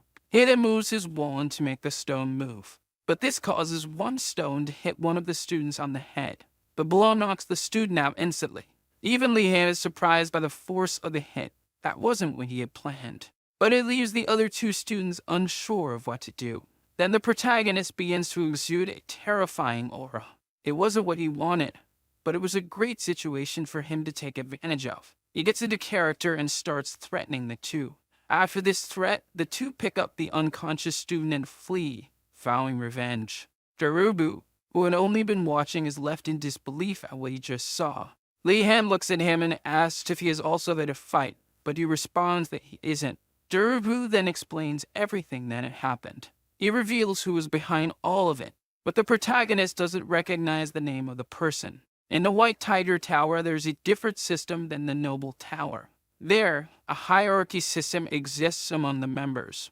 So Darubu draws the person so that Li-Han knows who manipulated the other students to attack him. Now Li-Han finally realizes that the elf who tried to befriend him is, in fact, a great manipulator trying to make Li-Han suffer. He even says that the elf's appearance doesn't match her actions. Darumu tries to correct him, saying the appearance doesn't define character, but Li Han doesn't listen. Li Han concludes that there must be some motive behind the elf's actions. Shortly after, the protagonist is by a campfire with Darumu, asking why they attacked him over a simple duel between the two. It is explained to the protagonist that one of the reasons they want to defeat him is because he belongs to the wardeness family. Because if a member of another family defeats a member of a famous family, they will gain great influence at the academy. This makes the protagonist think that he is only seen as a trophy for others. Darumu says that this is the greatest concern. How will the protagonist remain strong and confident? The envy of the other students from the White Tiger Tower will only continue to grow, allowing Giselle to take advantage of them all. And so he finishes by warning Li Han to be careful. The conversation ends, and now Li Han heads back to his tower. He remembers Darumu's last warnings advising him not to attend other classes with students from the White Tiger Tower. As he opens the door to the tower, he feels grateful for the warnings, but he won't follow them, because now Li Han is angry at Giselle for involving him in political issues and wants revenge. We then move to the living room of the tower, where the noble students are hearing someone shouting their name. It was Li Han, who appears all battered, claiming he was attacked by members of the White Tiger Tower. Pretending to cry, he claims he was attacked for being a member of the Blue Dragon Tower. The nobles listen to all of this, and then they all become enraged with the members of the White Tiger Tower. One of the nobles shouts, saying it would be different if it were Gainando, but since it's a wordiness, it will come cheap for them. Gainando even hears and asks why it would be different with him. But the most surprised one is Li Han, who didn't expect them to be so willing. They talk about gathering everyone and getting weapons, but Li Han asks them to calm down. But they refuse, saying they are the protagonist and will do everything for him. They are all still grateful for him bringing them meat to eat. Li Han's conscience starts to weigh on him for deceiving them all. They begin organizing themselves as a squad to attack, saying they will destroy the White Tiger Tower. The protagonist sees that a great war between the two towers is about to start, especially since these are two towers that already hated each other. So they prepare, grabbing anything in their path to use as weapons. Then someone shouts for everyone to calm down. It was a San from the Dalcat family. Yes, everyone to listen to what he has to say before they go. He wants to warn everyone not to be reckless and to remember that they will be facing the Sons of Knights. Li Han agrees and asks everyone to stay calm. But Asen comes up with the idea of an ambush. This excites the others even more to attack, leaving the protagonist even more regretful. Tired of all this, he decides to ask no one to seek revenge, because it is he who must restore his honor. But a noble curses the members of the Tiger Tower, saying they deserve to suffer. Li Han sighs, already preparing to give a speech. He argues, saying that nobles like them should not resort to the barbarity of their adversaries. This makes the nobles calm down and reflect. The protagonist continues his speech, saying that they should unite to respond to their attacks, but they shouldn't be reckless. Everyone supports and agrees with the protagonist's decision. Thus, the protagonist feels relieved for having prevented a possible war between the two towers. After the speech, everyone goes their separate ways. Some students, while leaving, comment about the next class being together with the members of the White Tiger Tower. One of them suggests using the illumination magic they just learned to disrupt the members of the Tiger Tower. Hearing that, the protagonist is shocked. It's terribly bad for him. He is the only one who still doesn't know how to use illumination magic. The next day, we see Yoner still sleepy as she heads to the living room. The first to greet her is Li Han with a completely exhausted look. She asks why he looks like that, and he responds that he practiced magic all night. This makes her remember that he has permission to practice magic alone. Li Han comments that the others have already learned illumination magic, while Yoner asks why that matters. However, the conversation is interrupted when Li Han sees Gainando entering the room. He greets Gainando, but Gainando acts strangely. Suddenly, he puts his hand inside his coat, and from there he pulls out a skewer of meat. He then takes the skewer and goes to the fire to roast the meat. His expression is that of someone who is extremely hungry. The protagonist moves next to Gainando, startling him greatly. Desperately, he asks when they got there, but his attention quickly shifts back to his skewer, which is about to burn. Li Han then begins to look around. There are several students with terrible appearances around him. They are all there starving. Yeonor comments that they would be worse off if it weren't for the food they both sold to the nobles before. This makes Lee Han think about how they should prepare. With Uragolm, it's impossible to get ingredients because he is too selfish. They even tried to steal some things from him. However, he saw and prevented them from taking anything. The two even try to think of something, but nothing comes to their minds. We then move to the basic magic class. The class with Professor Garcia. Even Garcia could feel that there was a big problem among her students. The first being that some of her students were so hungry they looked like zombies in class. Second, but no less important, there was a lot of tension between the towers. The biggest being the conflict between the White Tiger Tower and the Blue Dragon Tower, forcing Garcia to stop them from fighting several times. This even makes her remember the principal saying that this friction between them would help them develop further. But her opinion doesn't seem to align with the principal's. Then she makes a terrifying face and orders everyone to sit in their places. Everyone goes to their places and she begins the class by asking if anyone managed to perform the spell she taught in her last lesson. With a sleepy face, the protagonist raises his hand. He reflects on how he managed to learn the spell successfully despite the difficulty. But when he looks around, he realizes he is the only one with his hand raised. As he is startled by being the only one, the others praise him once again. He then asks the student who said he knew the spell last night. But the student responds that he only grasped the idea and didn't actually know the spell, while remaining optimistic that he will learn soon because he is also a noble. Seeing how nobles love to brag makes Lee Han furious with them. Meanwhile, Garcia appears pleased with the results, because two people from the Blue Dragon Tower managed to learn the spell. The protagonist notices that the princess also learned the spell and thinks of it as an opportunity to get closer to her. However, she gives him a hateful look. This makes Lee Han wonder if he did something wrong. Then someone from the back row nudges him, trying to get his attention. There was a sign warning him that the princess believes some dark rumors about him. Lee Han even asks what those rumors are, but Aizen says they are very malicious and offensive. Shortly after, Aizen explains that the rumors say the protagonist is more concerned with getting good grades than acquiring knowledge at the academy, leaving the protagonist puzzled as to why that would be a rumor, since it is actually true. Since these rumors are lies, he decides not to worry about them, unlike Asan, who becomes quite irritated by these rumors. Asan even criticizes the princess for believing such things, but Lee Han says it's her choice whether to believe them or not. These words deeply affect Asan, leaving his hands trembling with emotion. To him, Lee Han is the most saintly and pure being in this world, the only and most perfect noble of all. He even begins to believe that the reason he was sent to the academy was to meet people like Lee Han. Meanwhile, the protagonist has no idea what Aizen is thinking. After that, we move on to the protagonist demonstrating his illumination magic to the professor. After him, the princess also performs the spell. Both with their magic create a large yellow and blue glow in the classroom. Garcia happily praises the two students for managing to learn the spell within a week. She also says she's happy to have such incredible students like the two of them. But the other students feel down, so she has to console them. She says that illumination magic is a beginner's spell meant to help everyone feel a mana, and that they shouldn't be discouraged because everyone will learn it soon. But she notices that no one is paying attention to her, as they are all arguing among themselves. Garcia sees this and asks them to stop fighting.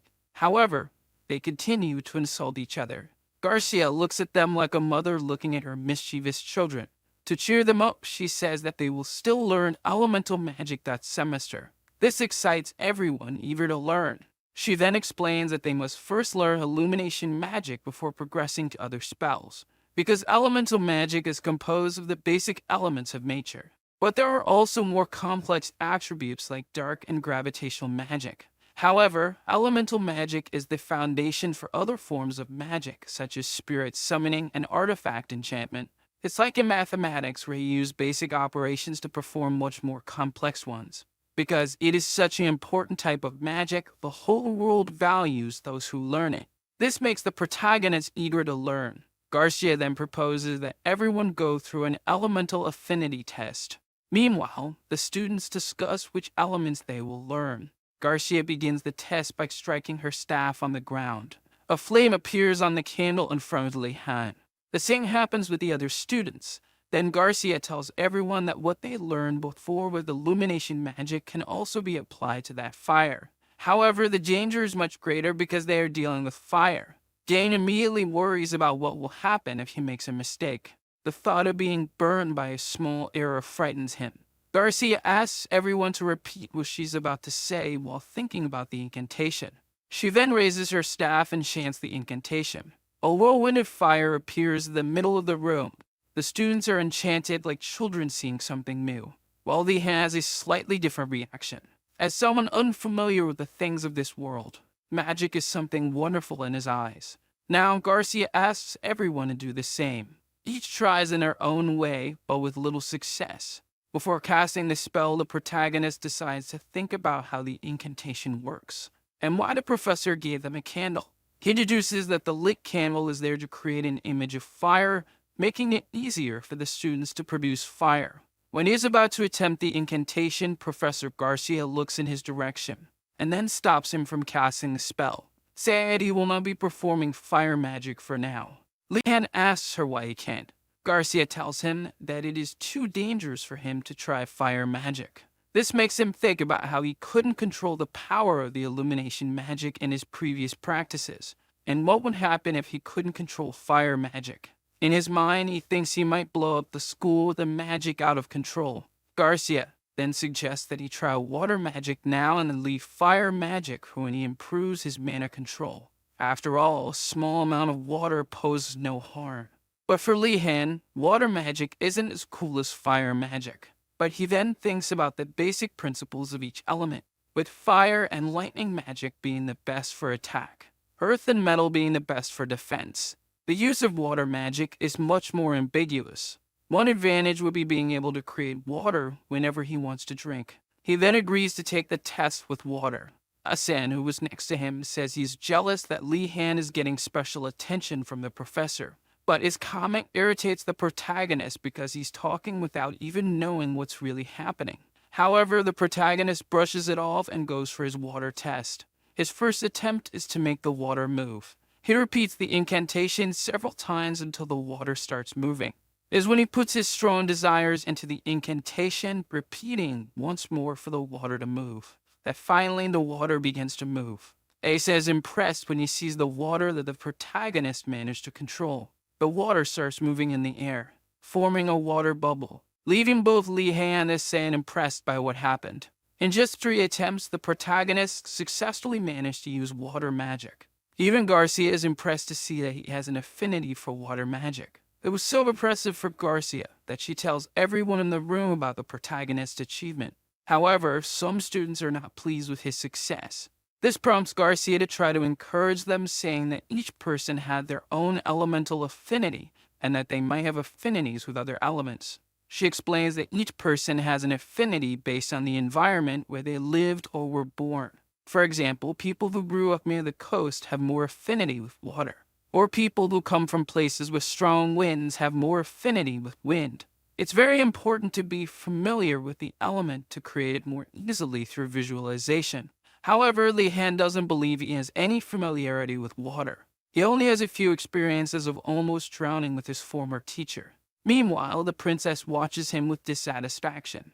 Li Han even notices but cannot understand her actions. She then turns away when she sees that the protagonist looks back at her. The princess's actions distract Li Han, causing him to lose control of the water, and thus the water falls on his head. Garcia laughs while warning him, saying that he cannot lose concentration while performing magic. Shortly after, she takes out her wand to use magic, a spell that removes all the water that had fallen on him. This makes Li Han realize that his teacher is a very kind person. The protagonist then asks how long he should practice controlling the water. Garcia says that normally it would be until he exhausts his mana. But since he has infinite mana, she has to think of another approach. She then decides to ask him to practice until the end of the class. However, this decision doesn't please Li Han at all. He even tries to speak with the teacher, but she ignores him. This causes him great frustration, and it reminds him of what kind of place he is in. Like all the others, she's also one of the crazy teachers of that academy. With few options left, he returns to his desk to do the task his teacher asked. Meanwhile, the teacher observes him from the other side. She thinks about the great difficulty of maintaining a spell for a long period. Still, it is the best option for Li Han, because he has much more talent than any other student, and he also has the highest mana capacity in history, which makes him an incredible diamond that needs to be refined. However, while Garcia thinks of what's best for him, the protagonist can only think about how terrible his teachers are. Time passes, and now we are in the Academy's forest. Li Han is asking if anyone can listen to his complaints. He then complains about how much he suffered in the basic magic classes.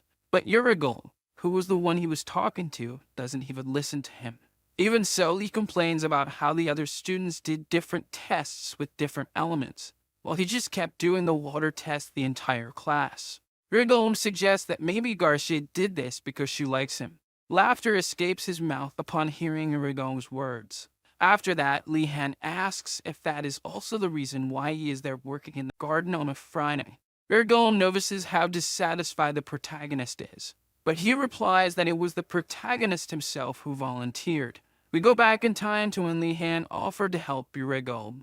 His intention was to help him be able to eat in return, but the protagonist shows that besides eating, he wants to take some food with him as well. Uragul refuses and realizes that if he lets his guard down, he will be robbed right under his nose. After that, he prepares his tea, putting some herbs into his cup. While thinking about how the protagonist is different from the others, he doesn't even seem like a member of the Wardeness family. He then asks if something happened and if there was any conflict with the White Tiger Tower. Li Han responds that things are not going well between the Noble and Knight Towers. But Uragul says it's always like this every year, which makes the protagonist relieved that he wasn't the one to cause a conflict between the two towers. Afterward, Li Han asks if fighting at school shouldn't be prohibited, considering that students are already busy learning magic. Uragul laughs, saying it's all intentional, and warns the protagonist that it's best for him to avoid all kinds of fights. But Li Han says nothing and remains silent for a while, until he surprises Uragul by saying that he has already gotten into trouble with the members of the White Tiger Tower. He even asks Uragul not to be upset, as he himself is not happy about it. Uragul says it's not normal to have confrontations between students in the first weeks of school, but the protagonist responds that it happened because he attended the swordsmanship classes. Upon hearing this response, Uragul chokes on his drink. Then Uragul asks why Li Han went to those classes, which are the territory of the Tiger Tower members. Li Han replied that he's free to attend any class he wants, and Uragul simply accepts that there's no point in complaining now that it's already happened. He then warns him that the students from the other tower are good fighters. Li Han responds that he is aware of that since he has already faced 3 at the same time. His words leave Uragul in disbelief. He then stands up from his chair and tells the protagonist to stop working. In his mind, he begins to think about being more kind to his student, because he believes Li Han might seek revenge on him in the future when he becomes a great swordsman. After finishing the work, the two go to the table to eat.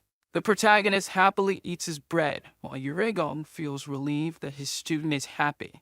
When the two are about to wash the dishes, the protagonist starts thinking about Uragul's situation. He asks him if he is the one taking care of a place alone. Uragul replies that the others who used to be there didn't like the work they had and didn't perform the basics of an alchemist, the basics that gave him a huge amount of work throughout the day. Uragul even asks if Li Han agrees, but he doesn't have the courage to deny it. Even though the protagonist sees that this school is no different from his previous school, he doesn't give up. He then asks the professor for permission to plant some crops on his land. The professor agrees but asks what kind of crops he wants to plant. He says he is thinking of planting cabbages or carrots. At this, Uragul immediately deduces that the protagonist wants to grow crops to sell.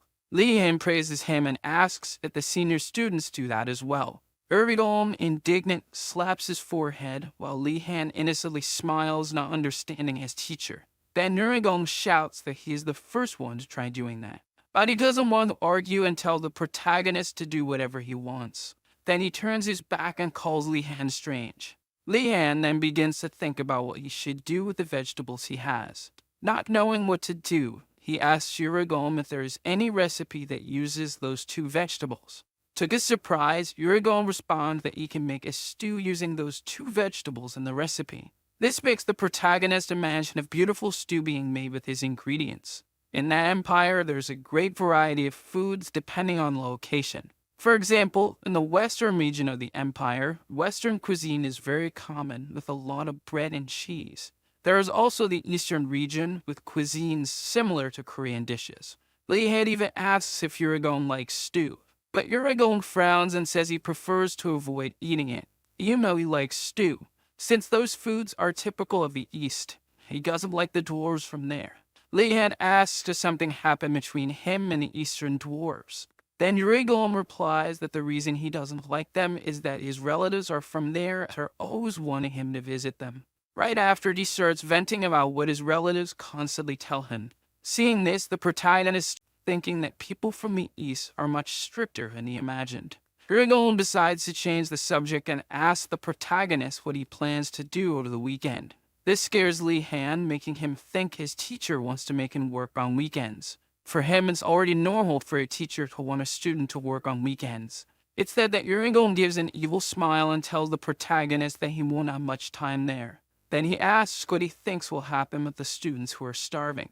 Lee Han responds that maybe they will set the school on fire. But Yurigom says that's an exaggeration. He then says that the students will find a way to eat to survive, stating that the Black Tortoise Tower will go after fruits, while the White Tiger Tower will hunt for their food. Lee Han asks what the Blue Dragon Tower will do, and Yurigom responds that it is the slowest among the others. However, they are still quite talented and always find a way eventually. After that, Yurigom observes the protagonist while thinking about something. In his mind, he thinks that perhaps things will be different with the protagonist's presence. Lee Han notices that Yurigom didn't mention the Phoenix Tower, so he asks him about it. The response is that, unlike the other towers, they don't care about hunger. The students of the Phoenix Tower are composed of extremely religious individuals accustomed to difficult situations. Even Lee Han is impressed by their faith. Then he has the idea to go hunting with his friends over the weekend. That way he'll have more people with him when the members of the White Tiger Tower attack. While sweeping the floor, Yurigom criticizes Lee Han's decision. He even says that the members of the other tower can make different decisions. The protagonist asks what kind of decision they might make. With a simple and short response, Yurigom says he might want to flee. The protagonist starts to recall how the academy is almost an impenetrable fortress surrounded by magic. But despite that, there are always students trying to escape every year. This makes him wonder what reasons these students might have for wanting to flee. Many reasons cross his mind, making him realize how advantageous it might be to escape the academy. However, Yurigom sees him lost in thought and tells him to stop thinking nonsense. According to Yurigom, the White Tiger students are always the first to try precisely because they are fools. Lee Han asks if anyone has successfully escaped. Yurigom reluctantly admits that some has succeeded, but with caveats. But he decides not to give many explanations and leaves it for his student to find out on his own. With a big smile on his face, the protagonist tells Yurigom that he doesn't intend to flee. However, Yurigom doesn't believe him as he's making a silly face. The scene shifts to a closed and dark room. There is Darugu with 3 hooded individuals in front of him. One of them asks Darugu to pay attention to what he's about to say. This person threatens him, telling Darugu to cooperate if he doesn't want to suffer. Then, Darugu says there's no need for all that, since he already knew it was Lee Han under the hood. The protagonist then removes his hood, saying that his plan didn't work. Beside him, Yoner and Gain complain to Lee Han about threatening someone who already knew the protagonist. Darugu says he wouldn't be intimidated by someone like them, who look like squirrels. His words leave Gain indignant, but the protagonist asks him to calm down, and then he pulls back the curtain in the room, removing the gloomy atmosphere, turning it into a normal place for them to talk. Yoner asks why Lee Han is doing all this. He then replies that he feared the other students from the Tiger Tower might see them talking and create more trouble for Darugu. Darugu feels happy about Lee Han's concern and admits that he would indeed have problems if he were seen. He then thanks him. The protagonist walks up to him, telling him not to worry. Then Lee Han touches his shoulders and says that it's the least he can do since Darugu will be his new spy. However, Darubu doesn't like being called a spy. To him, the title of spy is not fitting for a knight. Gain even says that the title suits him perfectly. But Darubu glares at him angrily, making Gain retract his words. Then Li Han decides to give him another title, giving him the title of informant so he can be someone who fights for justice from behind the scenes. This new title positively charms Darubu, causing him to accept the protagonist's proposal to be his informant. Yoner wonders if all this manipulation from Li Han was taught by his family. Then Li Han changes the subject to explain why he called everyone so early on a weekend, revealing that he wants to come up with a plan to escape the academy. Yoner and Gain celebrate, while Darubu is the only one shocked by the idea. He asks the protagonist if he is serious about what he said, making the protagonist think about the reasons he came up with to convince him. But before Li Han can say anything, he is interrupted by Darubu. Darubu expresses surprise that Li Han also wants to leave, leaving the protagonist puzzled about who else wants to leave. He then remembers that the members of the Tiger Tower are also from noble families. We go back a little in time, when some students from the Tiger Tower decide to go hunting for food, motivated to show that they are superior to the noble tower. But someone arrives at the scene and asks everyone to calm down. It's the elf Giselle with his trio of followers, trying to convince them that it wouldn't be a good idea to go hunting. He argues that the boar Li Han killed was only there because the teacher placed it in that location, and that to find another animal like that, they would have to go deep into the forest. His words convince the others, and they ask the elf for a suggestion. The elf says he has a better idea for them. His idea is to leave the academy, so they never have to humiliate themselves for food again. The other students love the idea, but they ask how they would do it. Giselle then says he already has a plan, and suggests that they join him so he can reveal the plan. But there's a catch. No one must disobey his orders, or they will face the consequences. With that, he bids everyone farewell, and we see that Darubu is listening hidden. We return to the present, with Darubu having already explained to Li Han the conversation he overheard from Giselle. Li Han seems interested in joining Giselle's group, while Darubu feels anxious about his words. He even asks if he has already forgotten what happened before. Li Han says he doesn't care about what happened in the past, but only he feels that way, seeing how complicated things have become. He thinks about how he hasn't yet come up with a plan to escape, while on the other hand, Giselle claimed he already knew how to leave the academy. In Li Han's opinion, Giselle is the complete opposite of Ganando. Someone cold and calculating, constantly creating plans while manipulating the students of his tower. A silence falls over the room, with everyone waiting to hear what the protagonist will say. The protagonist makes his decision. He then asks Darubu to follow Giselle until he discovers what she is planning. Darubu shouts indignantly at Li Han. Once again, he asks if the protagonist is serious about this. His biggest objection is that it's a dishonorable act, but Li Han tries to argue to convince him. He says they are in a conflict, and even quotes a war proverb. He then places his hand on Darubu's shoulder, and finishes by saying that it's all tactics. Darubu questions the protagonist, wondering how he can be so persuasive. In the end, Darubu accepts his friend's proposal. Then Li Han turns him around and pushes him towards the door while praising him for his new role. That is until Darubu leaves the room. After that, Li Han puts his hands on the door to close it. But before closing it, he smiles and asks if Darubu will do a good job for him. Darubu turns to respond. He then affirms that he will do an excellent job. Li Han then closes the door. But when he looks to the side, he notices that Yoner and Ganando were watching his entire final conversation with Darubu. The two look at the protagonist with a doubtful expression, wondering if their friend knows how to use manipulation magic. In the afternoon the same day, the protagonist is in a classroom. In the room are all his friends watching him. Li Han thanks everyone for attending his meeting to escape the academy. Nilia didn't know about the plan and is startled, not understanding anything. But Li Han tells her that he has a plan, which makes her calm down and listen. Nilia has great trust in Li Han, thinking he is special. Thus, she asks him to explain his plan. Li Han then takes out a drawing of the elf. He then shows the drawing and says that they will follow that elf since he is the only one who knows how to escape the academy. The expectations Nilia had are shattered upon hearing such a plan. She even considered backing out, but Yeonor tries to convince her, saying that she is essential for the plan to work. Noticing Yeonor's strategy, Lee Han dramatically begins to try to persuade Nilia to join. He tells her that her hunting skills will be crucial for the plan's success, which makes her embarrassed by the compliment, but the two continue to exaggerate to try to convince her, until she finally decides to accept. Now convinced that without her, they would be lost. It is the night of the same day, and we see Giselle ready to execute his plan. With her are other members of the Tiger Tower. They are all the ones who decided to follow her orders.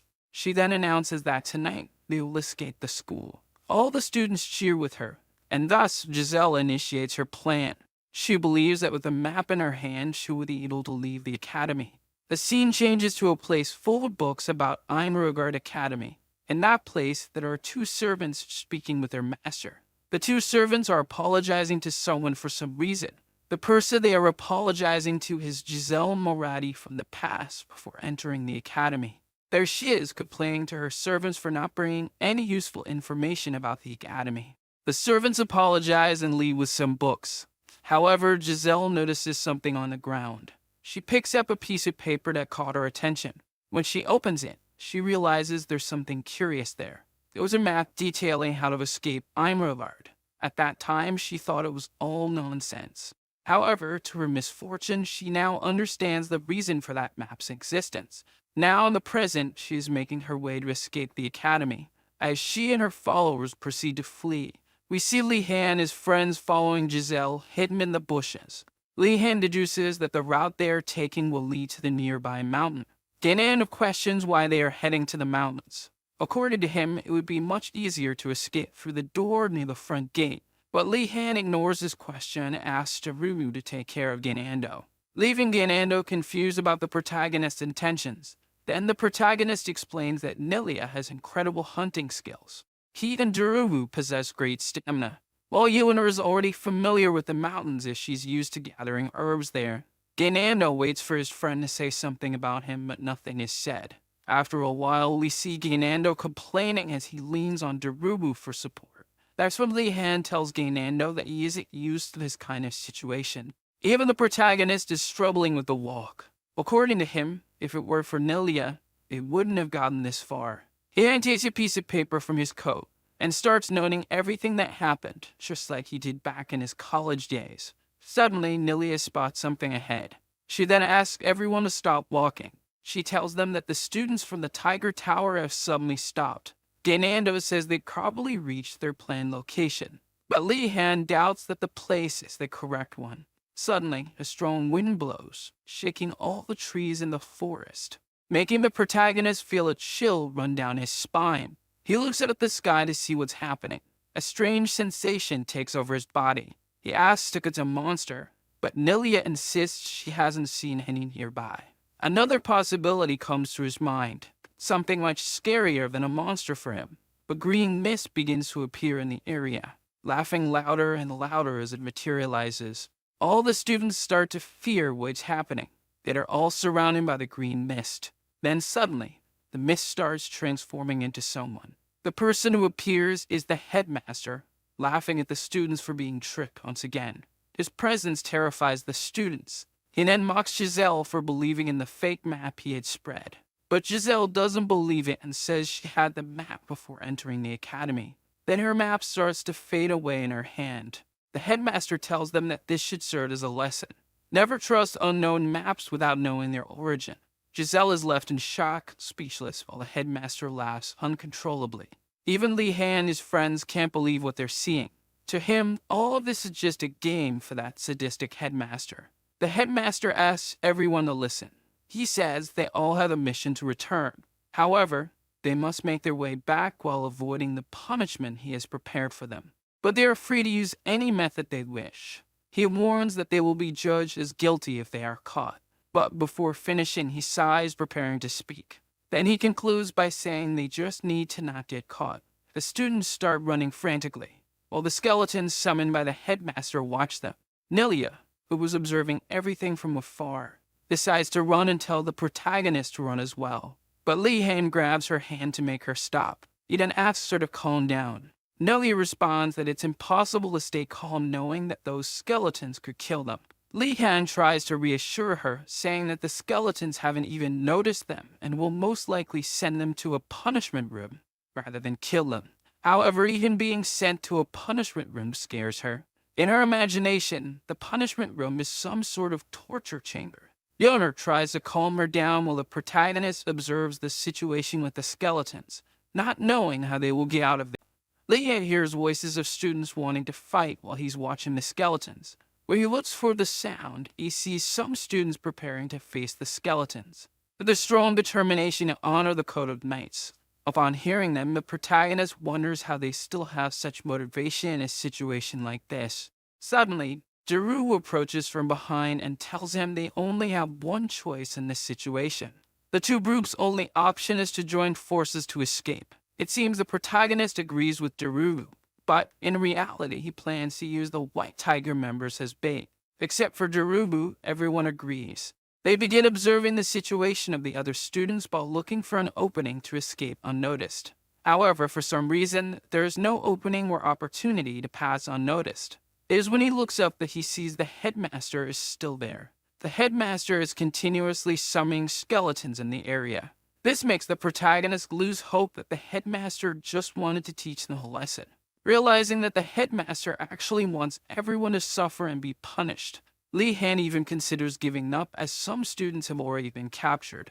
But then he notices something strange. The skeletons don't seem aware of his and his friend's presence. With this, he considers the possibility that the headmaster might not know they are there either. But he comes to a different conclusion. Perhaps that isn't even the real headmaster.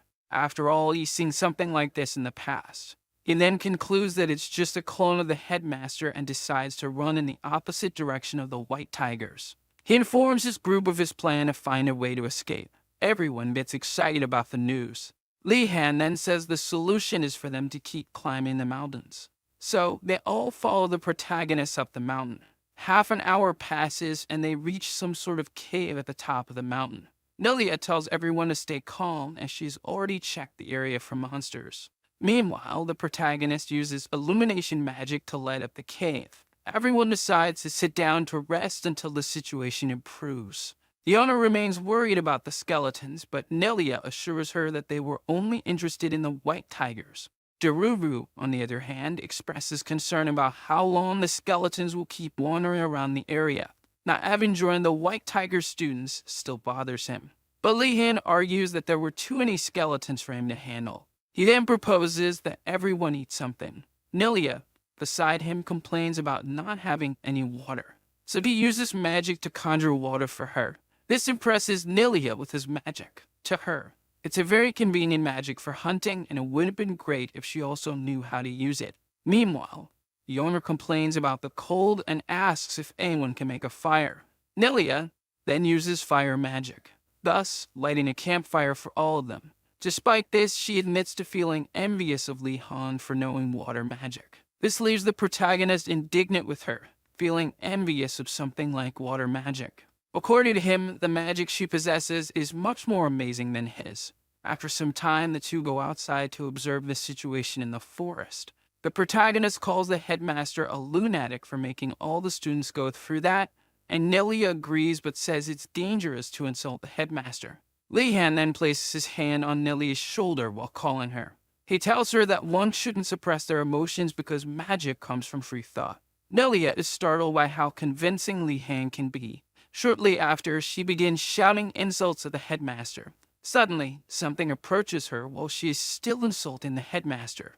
This scares her, and she throws herself into the protagonist's arms, apologizing for her insults.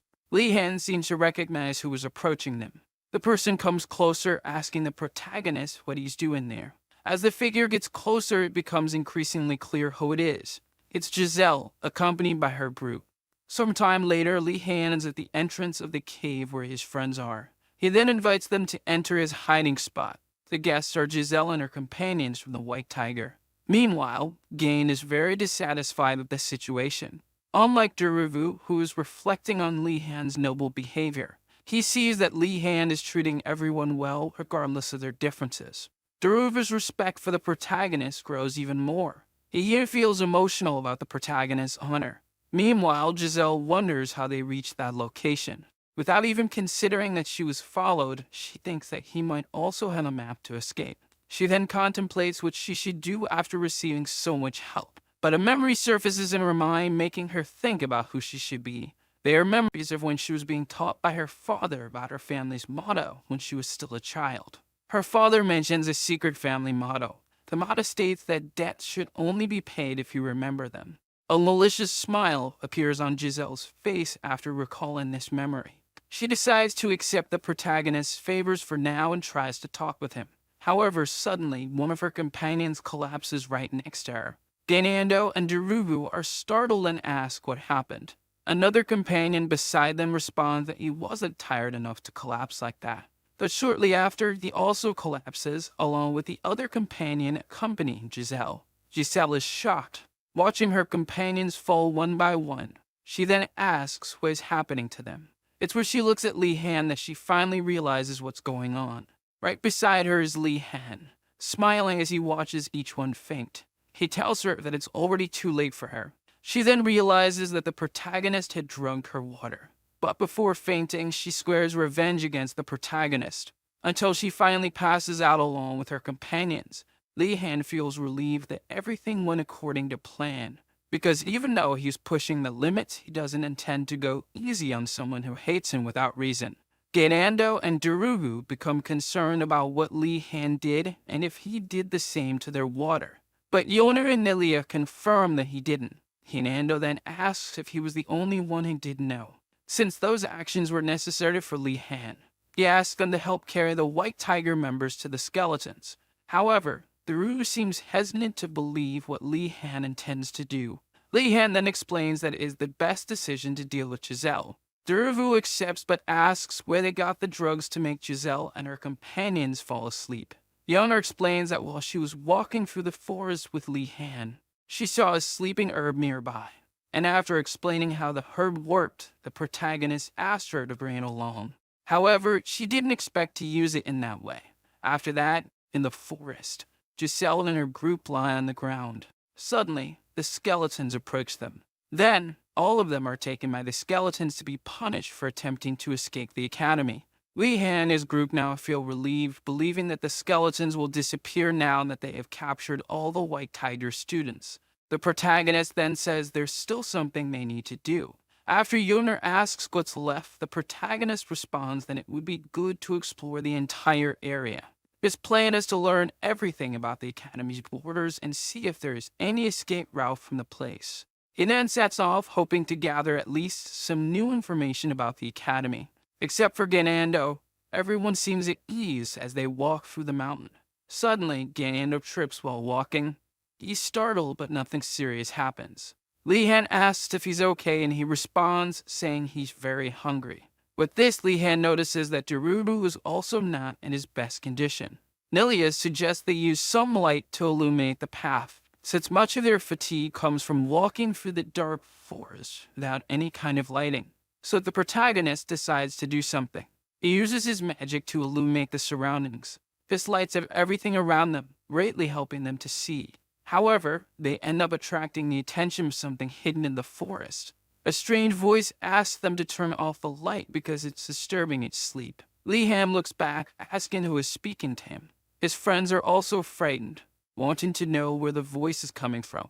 However, the mysterious voice asks everyone to be quiet, because it will be the one asking the questions from now on. It then says that they must answer correctly if they don't want to be treated as intruders in that place. Next, it warns them that the first question is about to come. Its first question is about a dwarf who lit 5 candles at night, but 2 candles were blown out by the wind. He got irritated and closed all his windows. Then the voice asks how many candles remain, but the protagonist realizes it's a trap, because answering that there would be 3 left seems too obvious to him. However, as he thinks about the correct answer, Ganando responds with the most obvious answer. Lee Han tries to stop Ganando, but the voice confirms his answer, leaving the protagonist in disbelief that the most obvious answer was correct. Lee Han asks if that is really the correct answer, considering all the candles would eventually burn out by the end of the day. But their voice responds that it is very common for them to use magical candles that do not melt with the flame. The voice then says it will treat them as guests from now on, but doesn't want the game to end just yet. It announces that it will ask one more question, but with a reward as a prize. Everyone feels confident and accepts the question. The next question is about to change his size at different times of the day and disappears at night. The protagonist's friends struggle to find an answer, but Lee-han responds to the question. His answer is that it's the shadow. The voice responds that the answer is correct. Lee-han then recalls hearing about this in the past. It's a well-known myth about Oedipus and the riddle of the Sphinx. The mysterious voice acknowledges the protagonist's intelligence and begins to lift its spell of the forest, transforming it into a beautiful and pleasant place. There are even spirits in the area. Suddenly, a branch brings a cup to the protagonist. It tells him to drink it to recover his energy. The juice looks unappealing to the protagonist, but when he drinks it, he realizes it isn't as bad as he expected. Drinking it makes all his fatigue disappear, and it brings an incredible, invigorating sensation to his body.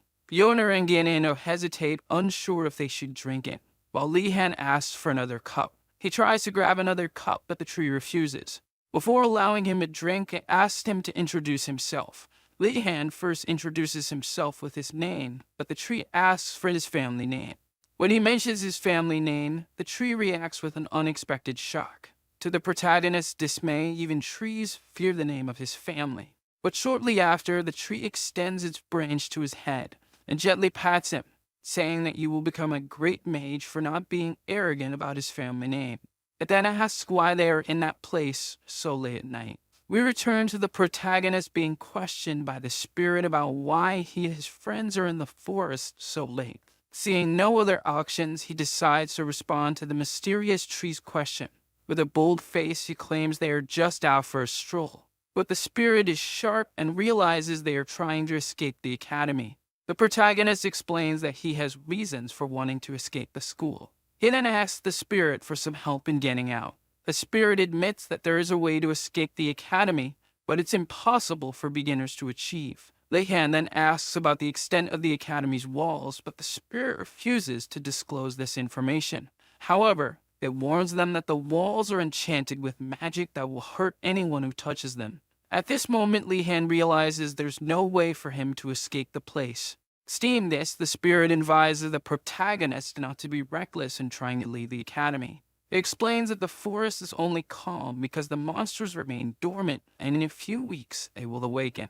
Having no other choice, the protagonist accepts this and thanks the spirit for the information. His attitude surprises the spirit observing him. By watching his expressions, it senses that this boy is far from giving up on achieving what he wants. It then decides to give him the promised gift. Near the protagonist, the ground begins to tremble. Suddenly, tree branches emerge right in front of him.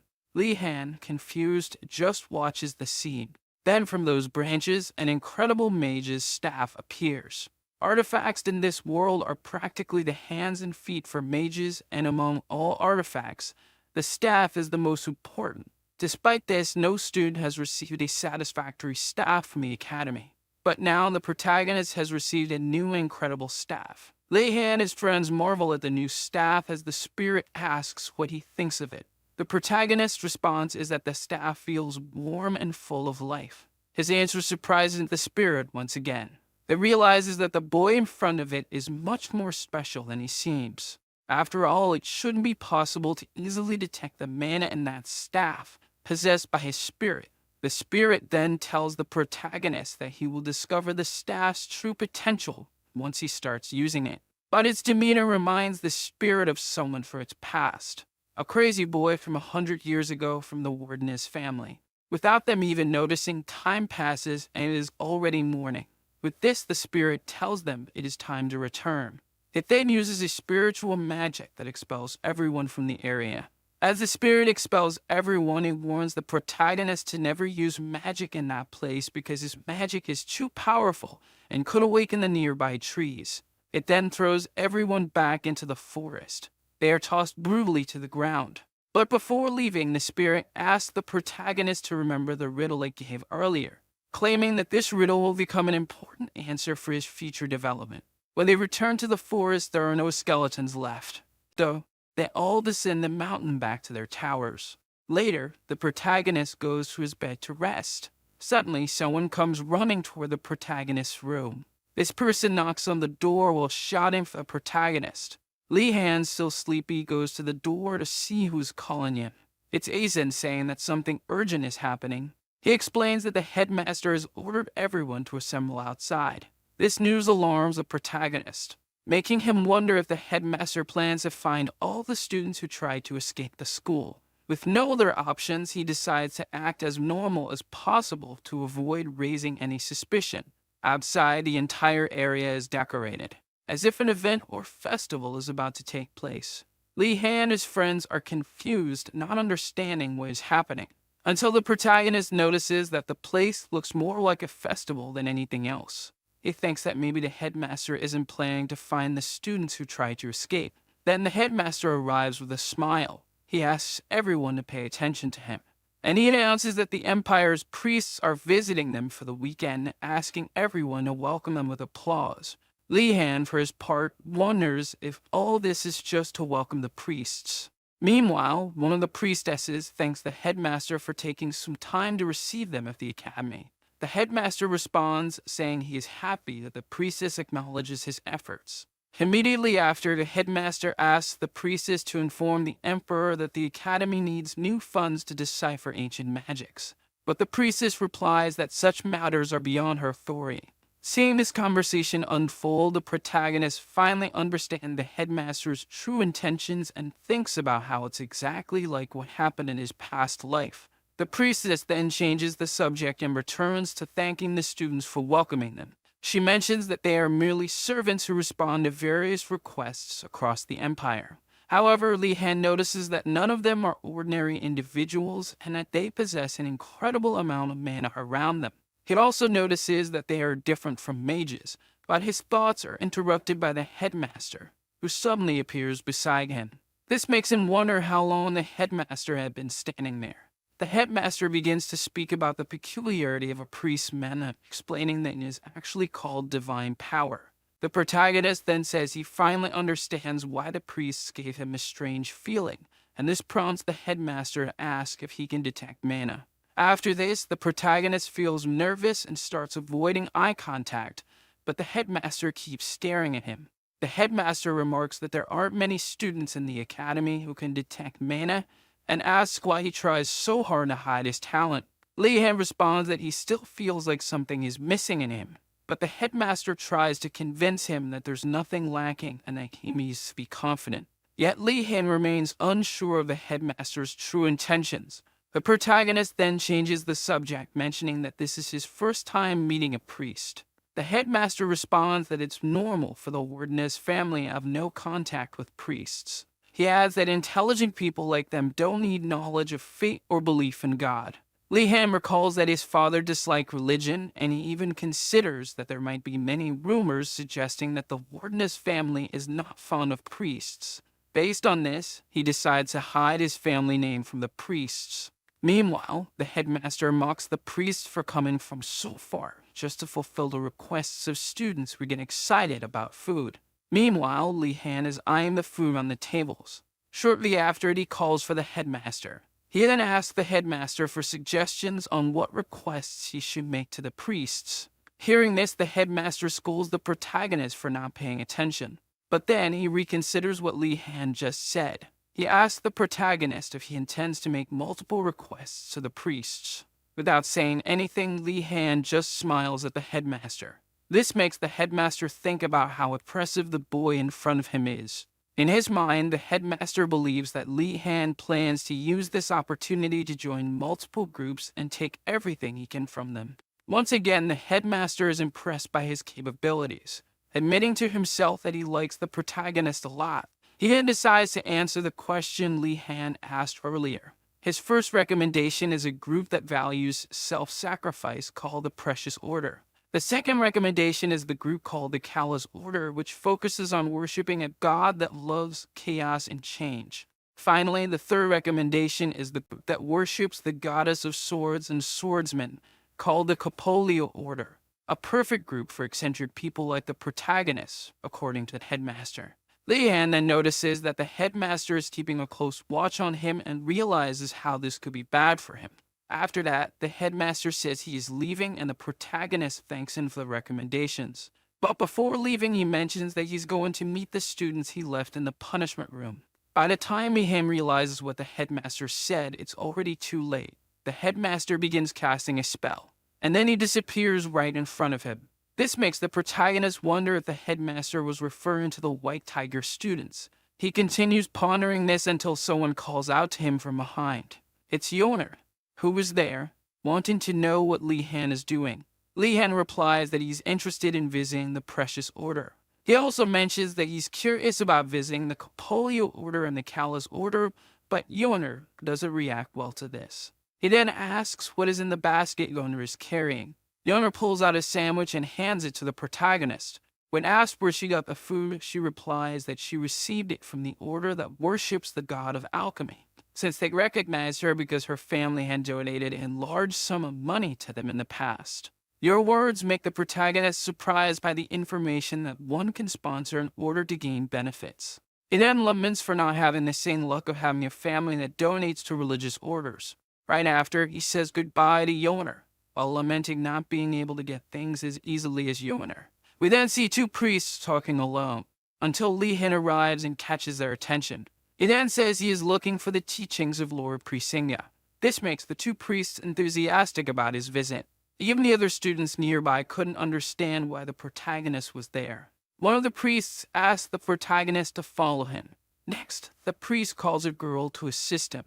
But when she arrives, the protagonist notices that her appearance is different from what he is used to.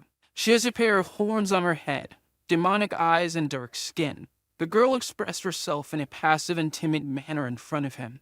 It is then that he realizes that the girl is a half-blood demon, a hybrid between a demon and a human, who very commonly are excluded and isolated because of their appearance.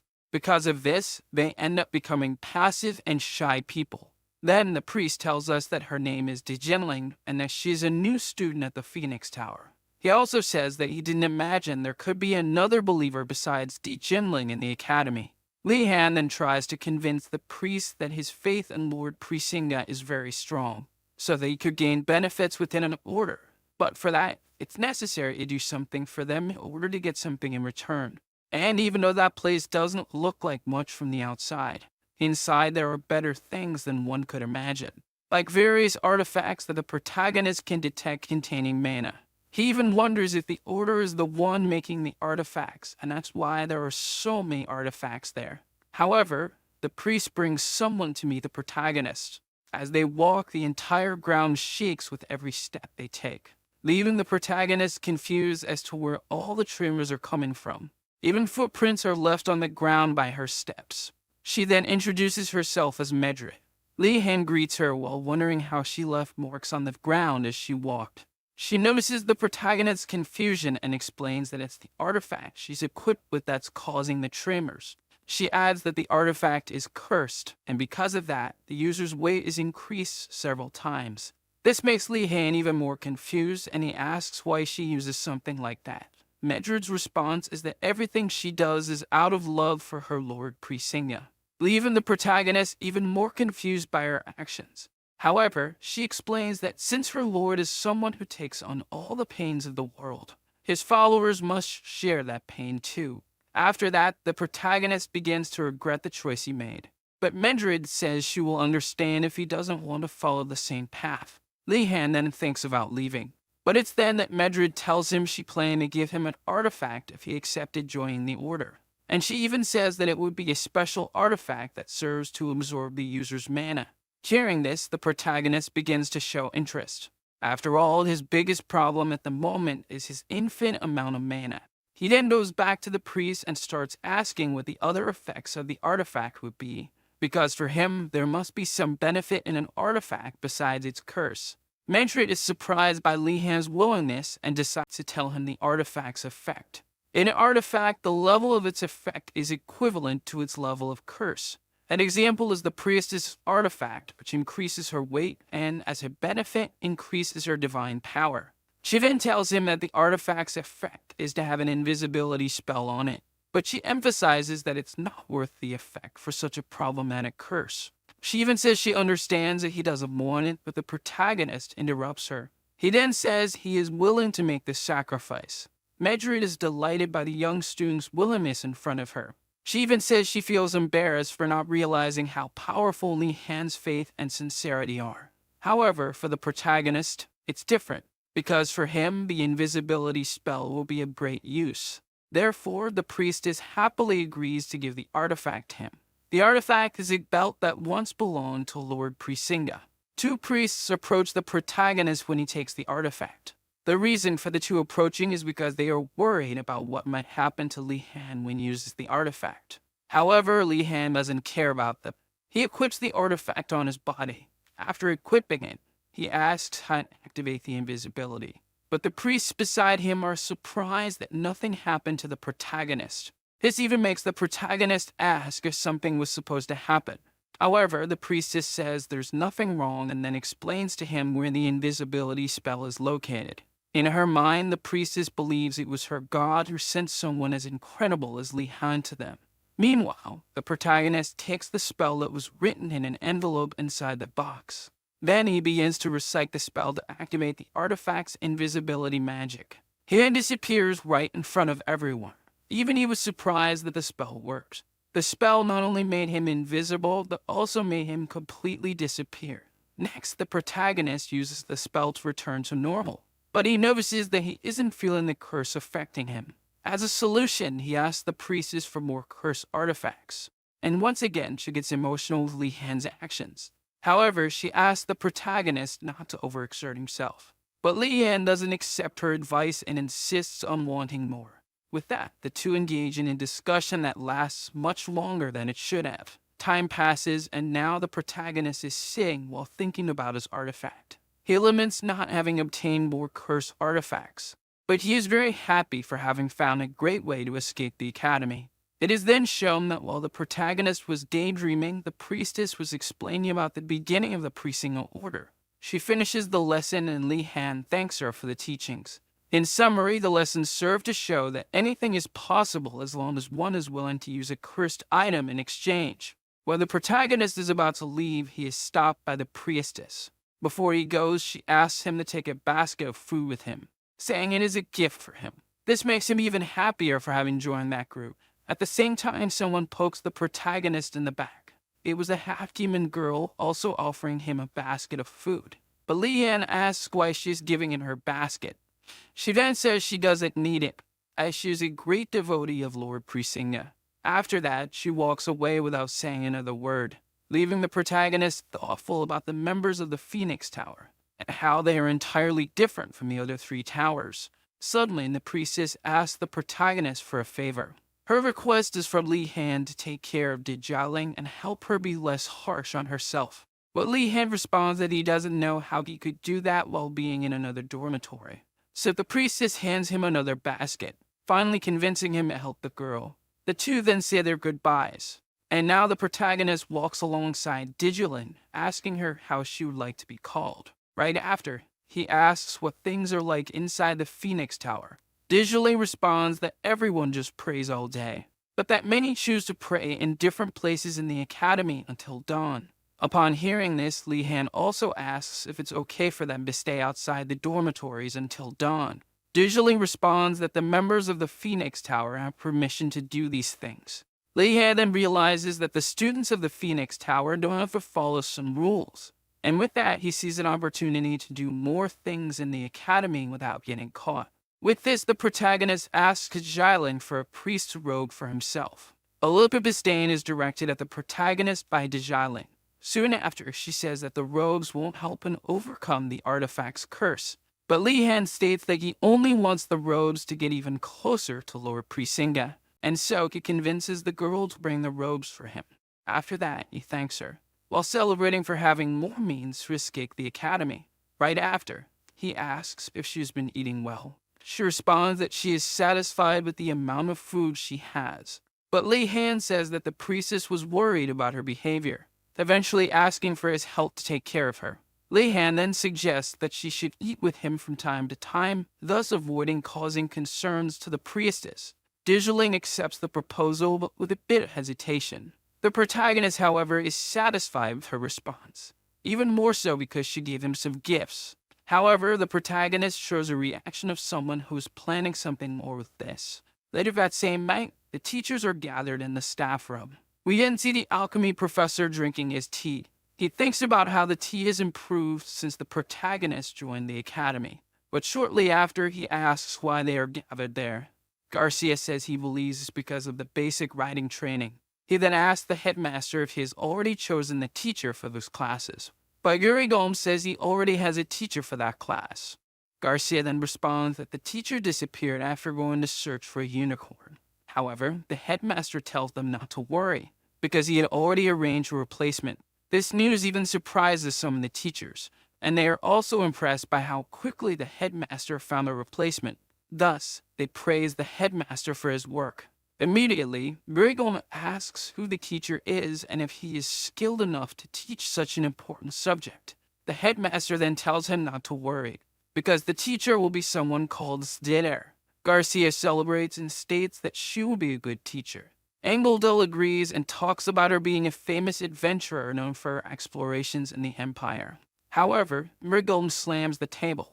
He then shouts, wanting to know why she is the teacher. He is not at all pleased that she was chosen to be the teacher, because in fact she is his aunt, in addition to being the person who constantly bothers him about family matters. But the headmaster responds that he only wants the best at his academy and doesn't care who they are outside of the academy. He then concludes the teachers' meeting. Later, the next morning, a mysterious person is speaking with a little bird. This is the new teacher, who has just arrived. Shortly after, the students gather near the academy's forest, excited about the basic writing training classes. Even the protagonist notices that the nobles are excited, and so he builds up the expectation that the classes will be peaceful. But suddenly, something huge flies above the clouds.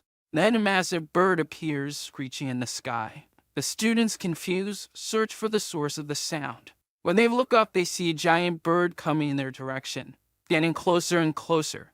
Gainando begins to panic at the sight of the creature, until suddenly it starts chasing him as if he were its prey. It then captures him in its claws, and flies away with Gainando in its grasp. Extremely frightened, Gainando pleads for help for his friends, but his friends can only stand paralyzed, not knowing what to do.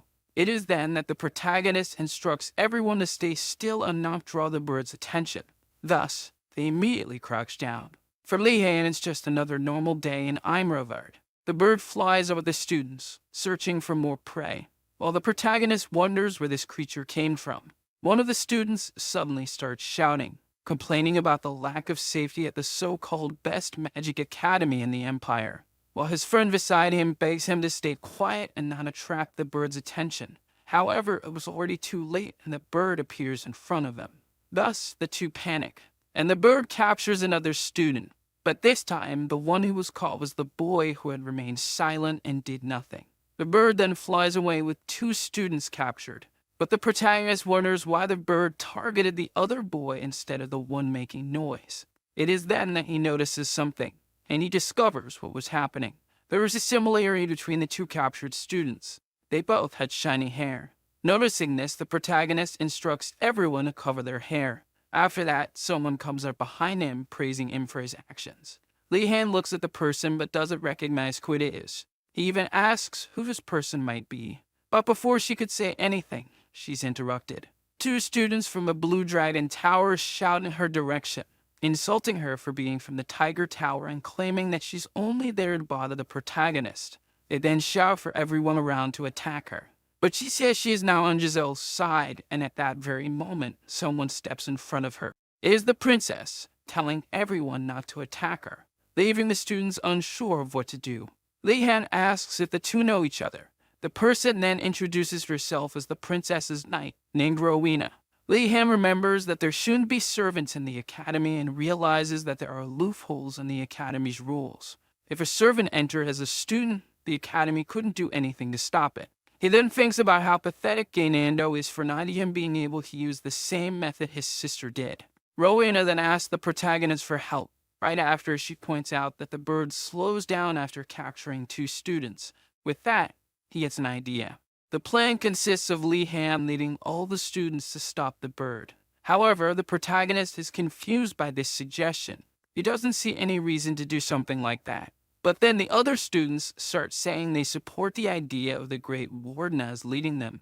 Meanwhile, the protagonist can only think negatively about it. But, unfortunately for Li Han, everyone is already shouting, asking for his orders. Seeing that there isn't much choice, and even feeling uncomfortable with all of this, Li Han finally decides to lead the group. Meanwhile, the knight watches him attentively from behind. We are then shown a few days before this event, with Rowena upset that the class leader is a wardeness instead of the princess. To him, the princess is someone destined to take the lead since childhood, so he crumples the letter he received and decides to investigate the wardeness he has heard so much about on his own. Back to the present, Rowena is eager to discover the protagonist's secret, but he has no idea that all the students' confidence in Li Han came from him selling them meat at the beginning. Now, everyone gathers around the protagonist, listening to his plan. He then asks if anyone has a shiny object. One of the students gives him a mirror.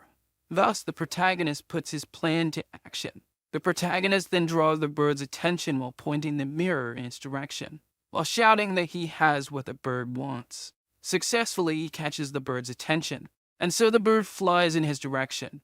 Li Han shouts for everyone to get ready, telling them to form a wall standing side by side, while he hides behind them until the bird gets close. Quickly, the bird approaches them, until Li Han stands up, and then uses his leg magic, right in the bird's face, blinding the bird with a light, causing it to fly away in fear. After that, the protagonist shrinks his staff to store it, thinking about how the decision to scare the bird was the best choice to make. At the same time, the students are praising the protagonist for managing to scare the bird. Everyone recognizes the protagonist as someone incredible and capable. Li Han even feels embarrassed and tries to change the subject by asking about the two students who were captured. Immediately, screams are heard coming from the sky. There's the end of falling from the sky along with the other captured student. After falling from the sky, it too faint. Meanwhile, the bird is perched on a tree with a strange figure beside it. The person comforts the creature, which was terrified after the protagonist scared it. She then jumps down from the tree she was on and lands on the ground calmly. Then she greets all the students. At first, the students are confused by the unfamiliar person, but Li Han realizes that the whole situation was planned by this person. He even notices similarities between her and his teacher Yurego. However, he quickly dismisses it, thinking it would be too much of a coincidence. Meanwhile, the person approaches the protagonist until she gets very close. She then puts her hand on his shoulder and says she sees great potential in him. Memories of his first encounter with Yurego come to his mind, creating an uncomfortable and unpleasant feeling of déjà vu.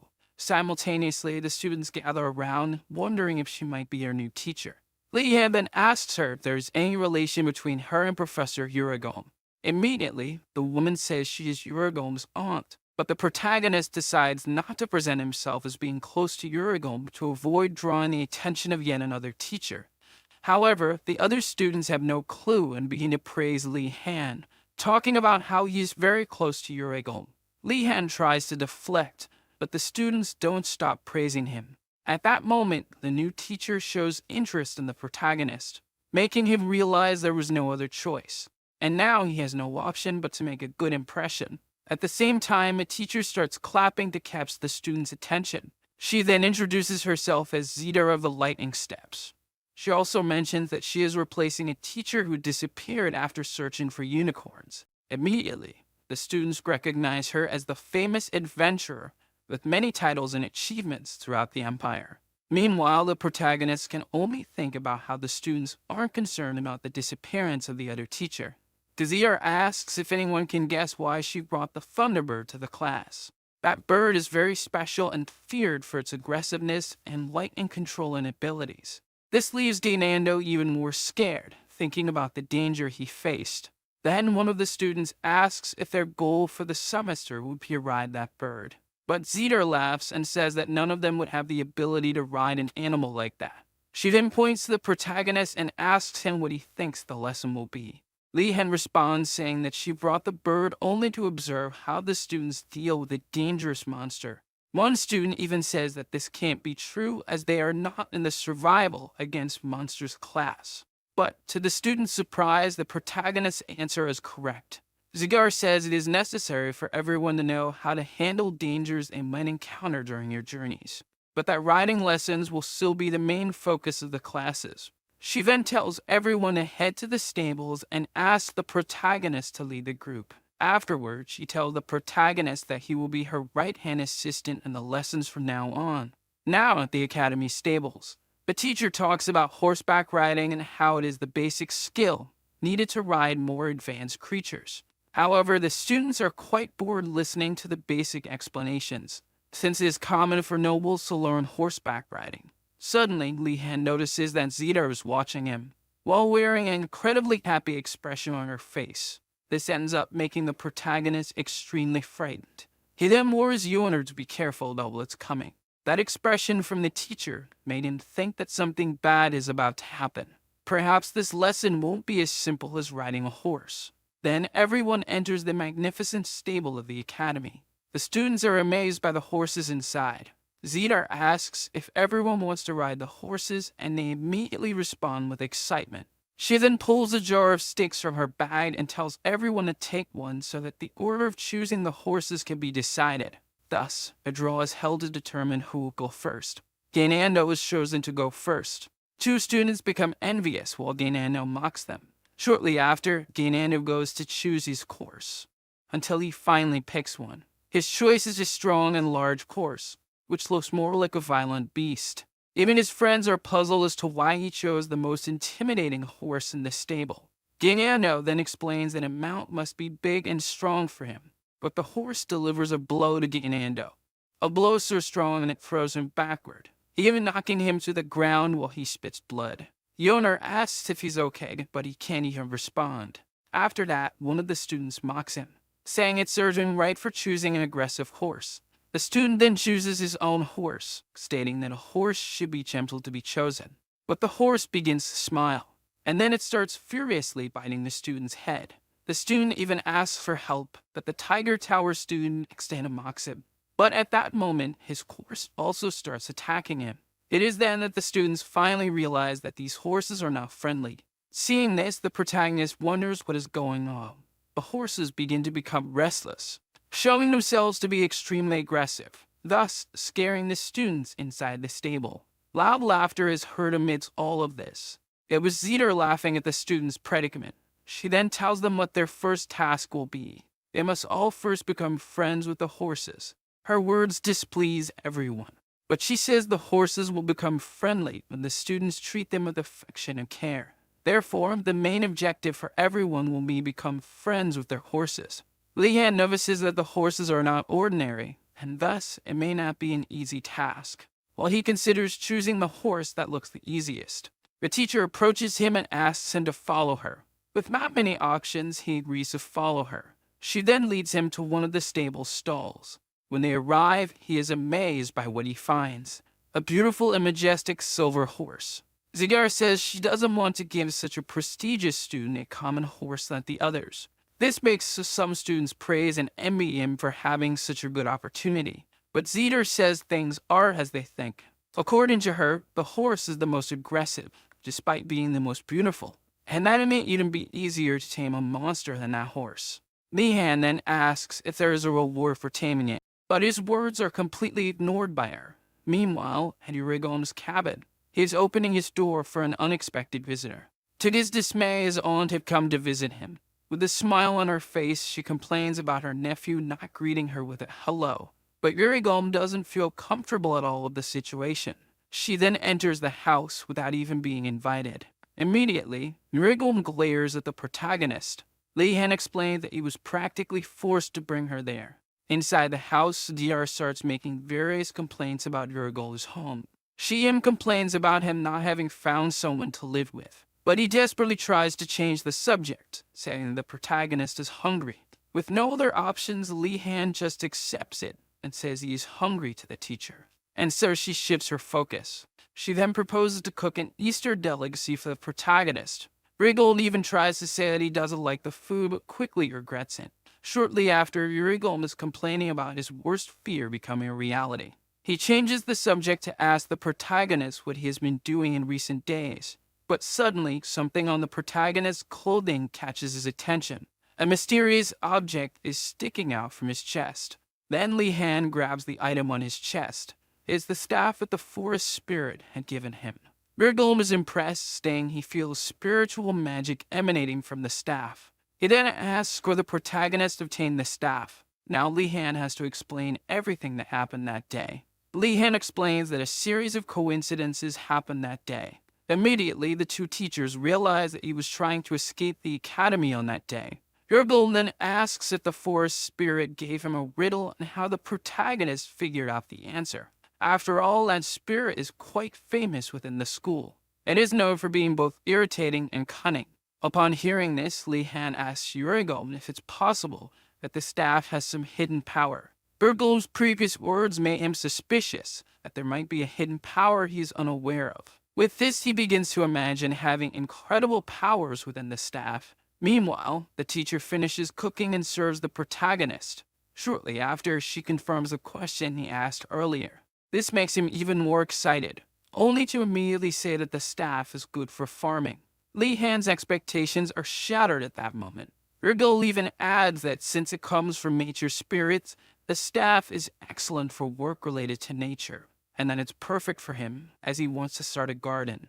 Zidar becomes curious about Li Han wanting to start a plantation. Shortly after, she offers to help him with his garden. She then asks him to come to her after he finishes eating. Time passes, and we move outside the cabin. The two are in front of Urigolm's garden, with Zidar helping the protagonist start his plantation. The two talk more about gardening. A very pleasant atmosphere surrounds the protagonist, and so he continues planting, until Zidar calls him over, and suddenly the plantager's planet begins to glow. Something mysterious happened to that plant without the protagonist knowing.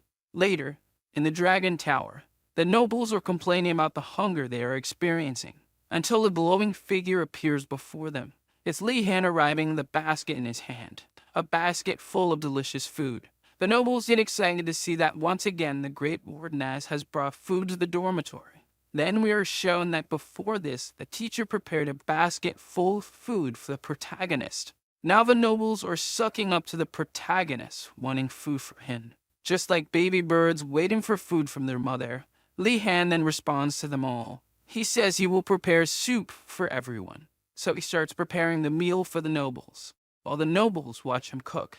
Yeonra is also in the background, observing the protagonist. Shigun compares him to an alchemist at work. He continues to prepare his soup until he is satisfied with the taste. He then tells everyone to bring their bowls to eat, and so everyone happily eats the soup prepared by the protagonist. But suddenly, one of the students calls out to him. This boy wants a favor from Li Han. Shortly after, the protagonist is in the hallway knocking on one of the doors. It is the princess's room. She then goes to the door and answers the protagonist. Li Han says he has prepared a meal for her, but she doesn't believe him at first. Then Li Han says he has already cooked for all the other students, and now it's her turn to eat. So he insists that she try it. She then takes a small spoonful to taste. To her surprise, the food is excellent, and he makes her feel like she's in paradise. Li Han notices that she was so hungry that she didn't even wait for him to leave before trying the food. After that, she thanks him for the meal and says that she will repay him eventually. Shortly after, Li Han returns to the lounge of the tower. There, the boy who had asked him for a favor is waiting. The boy and another girl thank the protagonist for going to the princess and giving her food. He even asked the protagonist to do it more often, while promising to pay double for the favors. His proposal excites the protagonist, making him accept right away. After that, Li Han notices how worried they were about the princess, and realizes how important the royal family is in the empire. Back in Greg Sangrando's class, Greg seems uneasy with the presence of that peculiar boy. In his contract with the school, he has no obligation to retain or gather students for his class. But Li Han is too special. With an infinite amount of mana, he cannot afford to miss the opportunity to keep such a great talent under his control. Greg then decides to break the silence between them, asking if Li Han has any questions for him. So Li Han asks what the purpose of the training he's doing is. Greg, in the most abrasive manner possible, responds to the protagonist by asking if he hadn't read the lesson's instructions. This ends up irritating Lee Han because of his teacher's rudeness. He rephrases his question, asking how the training he's doing is related to Babel training. Greg remains silent for a few seconds, unsettling the protagonist, until he decides to give an answer. However, he says he still needs time to explain a question with such an obvious answer. Then he decides to give an example so his soul student can understand. Greg starts to exude a sinister aura, saying he could kill the protagonist with just the pen in his hand. Simultaneously, the protagonist thinks about how that is a terrible and frightening example his teacher is giving. Right afterward, Greg says that all that is necessary is something that can be used to kill, and that all the training involving making the sphere spin is, in fact, training to amplify the power of projection magic. Because even a basic spell can have its power vary depending on the user's level of magical control. Just like a mage who doesn't understand the fundamentals would struggle in battles, especially in high-pressure environments such as a battle for survival, something that wouldn't happen with a well-trained mage. Greg then demonstrates what a well-trained mage is capable of. He focuses to cast a spell. Next, the spell quickly passes by the protagonist. Then it ricochets throughout the classroom. Lee Han is even startled by the aggressiveness of the spell, but when he looks around, he notices that there is no destruction where the spell hit. He wonders what the teacher could have done to prevent everything around from breaking. But before he reaches a conclusion, Greg appears beside him, saying that a well-trained mage is capable of doing things like what he just did. Lee Han is astonished by how easily Greg did all that, while Greg expresses his annoyance at having to explain the obvious in his class. After that, Greg returns to his desk, while Lee Han begins to pay closer attention to Greg and his teachings. From now on, these lessons seem to have much more meaning and importance. With this in mind, the protagonist decides to delve deeper into the lesson, so he asks Greg to answer another of his questions. Lee Han then talks about his experience with basic control magic and how he managed to use it for a moment before losing control of the magic. Greg then says he thinks the cause is that the protagonist has more mana than usual. This leaves the protagonist surprised that Greg figured it out so quickly, and it also gives him some hope that perhaps Greg might be able to solve his problem. Greg then extends his hand toward the protagonist. He grabs his left arm. Then he uses mana drain magic. Suddenly, all the mana around begins to be sucked into Greg. Lee Han doesn't understand what's happening. Mana Drain is a powerful and evil spell used to absorb the mana of its target. Lee Han panics upon seeing his teacher use such a terrifying spell on a simple student like him. But Greg simply tells the protagonist to stay quiet. Then something surprises Greg. He finds himself confronted with an infinite ocean of mana. Returning to reality, something seems to have happened to Greg. He suddenly collapses to the ground for no apparent reason. Lee Han quickly asks if he's okay, but Greg gestures to the protagonist. He then says he's fine. He explains that he was trying to reduce the protagonist's mana to help him, which caused him to lose consciousness for a few seconds. Something that happens when someone tries to measure an amount of mana greater than they can handle. But fortunately, he is a teacher and knows how to manage these situations.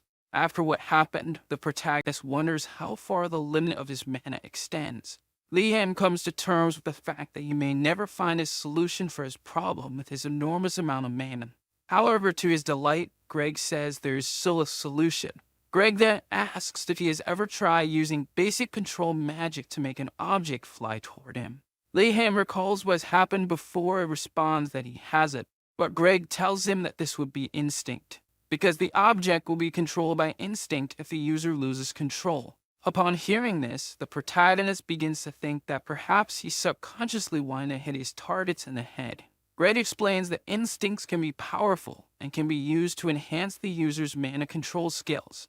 After all this explanation, the protagonist becomes even more excited about Greg's teachings. Greg grabs another orb and asks if the protagonist is ready, but Lee Han is confused as orbs begin to spin around him. Greg then says he will aim all those orbs at the protagonist's face and that he should use magic to defend himself. Lee Han starts to panic at the situation, but Greg doesn't listen and quickly throws an orb in his direction. Thus begins another hellish training session at the school, where all the teachers are insane. At the end of a training with Greg, Lee Han is kneeling on the ground, with Greg telling the protagonist that he has just gained more knowledge about mana control, while Lee Han bitterly regrets ever putting any trust in having a good lesson at this infernal school. Greg then extends his hand to the protagonist and says he doesn't need any gratitude from him as he learned on his own. Lee Han tries to be polite and refrains from cursing the teacher for almost killing him. Greg then picks up another ball, but this time he says it's a regular iron ball. He then asks the protagonist to use his basic control magic on the ball. Lee Han is confused, but he quickly grabs his wand to cast the spell. He uses control magic on the ball. Greg instructs him to move the ball as he commands. He then tells Lee Han to perform various movements with the ball. Shortly after, he tells him to stop. He then advises Lee Han to use the iron ball for training instead of the spiritual stone from before. But before that, he asks the protagonist to try making this circle with the spiritual stone, as he still doesn't feel confident. When Lee Han begins using the magic, he notices that it is easier to control the orb than before. Greg explains that experiences like those Lee Han had have helped him improve as a mage, and that the orb is merely a support tool for beginner mages without much skill. After the explanation, he asks Lee Han to try the same with the iron ball. He then says he will provide more challenges as the protagonist progresses in his skills. However, this isn't encouraging news for his only student. Greg suddenly thinks about the types of people in the world, those who fall into despair in life or death situations, and those who know how to react and act in desperate situations. Lee Han belongs to the second category and has great potential to become a battle mage. With this, Greg decides that he will teach in the most effective way to ensure his only student becomes a great mage. Later that same day, Lee Han meets with Dijiling. The two greet each other, but Dijiling notices something about the protagonist. She sees that he is in terrible shape and asks if something happened to him. The conversation shifts and Dijiling gives the protagonist the priest's robe he had requested. As a gesture of thanks, he offers her a cheese bread. But she declines, saying it's not necessary, because her lord is suffering at this moment and she shouldn't eat while that happens. Seeing this, the protagonist realizes it won't be easy to help this girl. She even tells him to offer the bread to someone else while she pulls something out of her bag. She then takes out a cup and says she only needs tea to sustain herself. Immediately, the protagonist offers to make the tea for her. She asks if he really wants to make tea for her, and he instantly affirms that he does. Right after that, he starts thinking about which types of tea priests like to drink, and he wonders if perhaps Dijiling is already expecting one of them. However, she is completely mistaken. What Lee Han's about to make is entirely different from what she could expect. But Dijiling notices that the protagonist is adding more spice than usual. She then asks what he's doing. He acts innocent and says he's just making one of his secret recipes. This leaves her flustered without a response. She even tries to criticize, but the protagonist plays the victim pretending to be offended. This leaves her even more unsure of how to respond, making her finally realize she has no choice but to accept. Lee Han finishes preparing the tea and pours it into her cup, then serves it to her, saying it's a special tea made with milk. Dijiling hesitates for a second, but soon decides to try the tea. To her surprise, the flavor is excellent. Different flavors fill her mouth as she savors each sip of the tea. But the happiest one is the protagonist, seeing that he managed to please the girl with his tea. He then decides to make another tea for her. However, it's a different tea with various different ingredients, something that doesn't seem to have pleased Dijiling.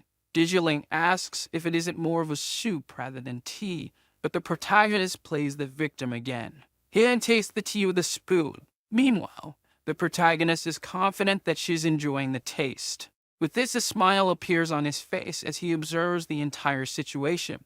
His plan is to fatten up Dijiling with foods disguised as tea. Shortly after, Dijiling finishes her soup disguised as tea. She then thanks the protagonist. Right after, he places his hand on her shoulder. He then asks her to come every day at the same time, almost as if he's threatening her. Dijiling thanks him once again, and then the two say their goodbyes. Later, in the Dragon Tower, the students return to their dormitory to rest, while the protagonist watches them in hiding. He waits for everyone to return to their dorms so he can act, since at that time there wouldn't be anyone around the grounds. And dressed in the robes of the Phoenix Tower priests, He now has complete freedom to walk around the academy while conducting his investigations. He sets off on his investigations, carrying tools to protect himself against traps. Walking through the first floor where he had passed on his first day at the academy, he recalls the admission ceremony and realizes that it's the first time he's been there since that day. After that, he heads to places he hasn't seen before, until suddenly, he spots someone alone in one of the rooms. At first, he considers it might be a teacher, but upon looking closely, he recognizes who it is. It's one of the students from the Turtle Tower. Lee-Han notices that the student emits no presence as he walks. Then he realizes that the student is someone trained and uses his feet to make no noise. Immediately, he remembers that beastmen of the rat type are commonly associated with thieves in the Empire. Lee-Han hopes that he's just being prejudiced, but the boy's actions match those of a thief. So silently, the protagonist approaches the boy from behind. He then threatens him, saying not to scream if he doesn't want to die. Immediately, the boy is startled, while the protagonist keeps smiling beside him. Shortly after, the two begin talking. The rat boy says he was startled because he thought it was a teacher behind him. Lee-Han suggests that they introduce themselves. The rat boy introduces himself first. His name is Radford, and he is a professional thief from a group called White Crow. His classmates don't treat him badly directly, but there's a strange feeling that lingers between them. So in order to make more friends, he decided to observe the storage areas of the academy's basic supplies. And that's how he ended up in that place, bringing with him a key he crafted using his skills. Even Lee-Han recognizes his skill. Now Radford asks the protagonist to introduce himself. Lee-Han introduces himself with his full name, and once again his family name frightens a student. Lee-Han notices he's scared him and asks him to calm down.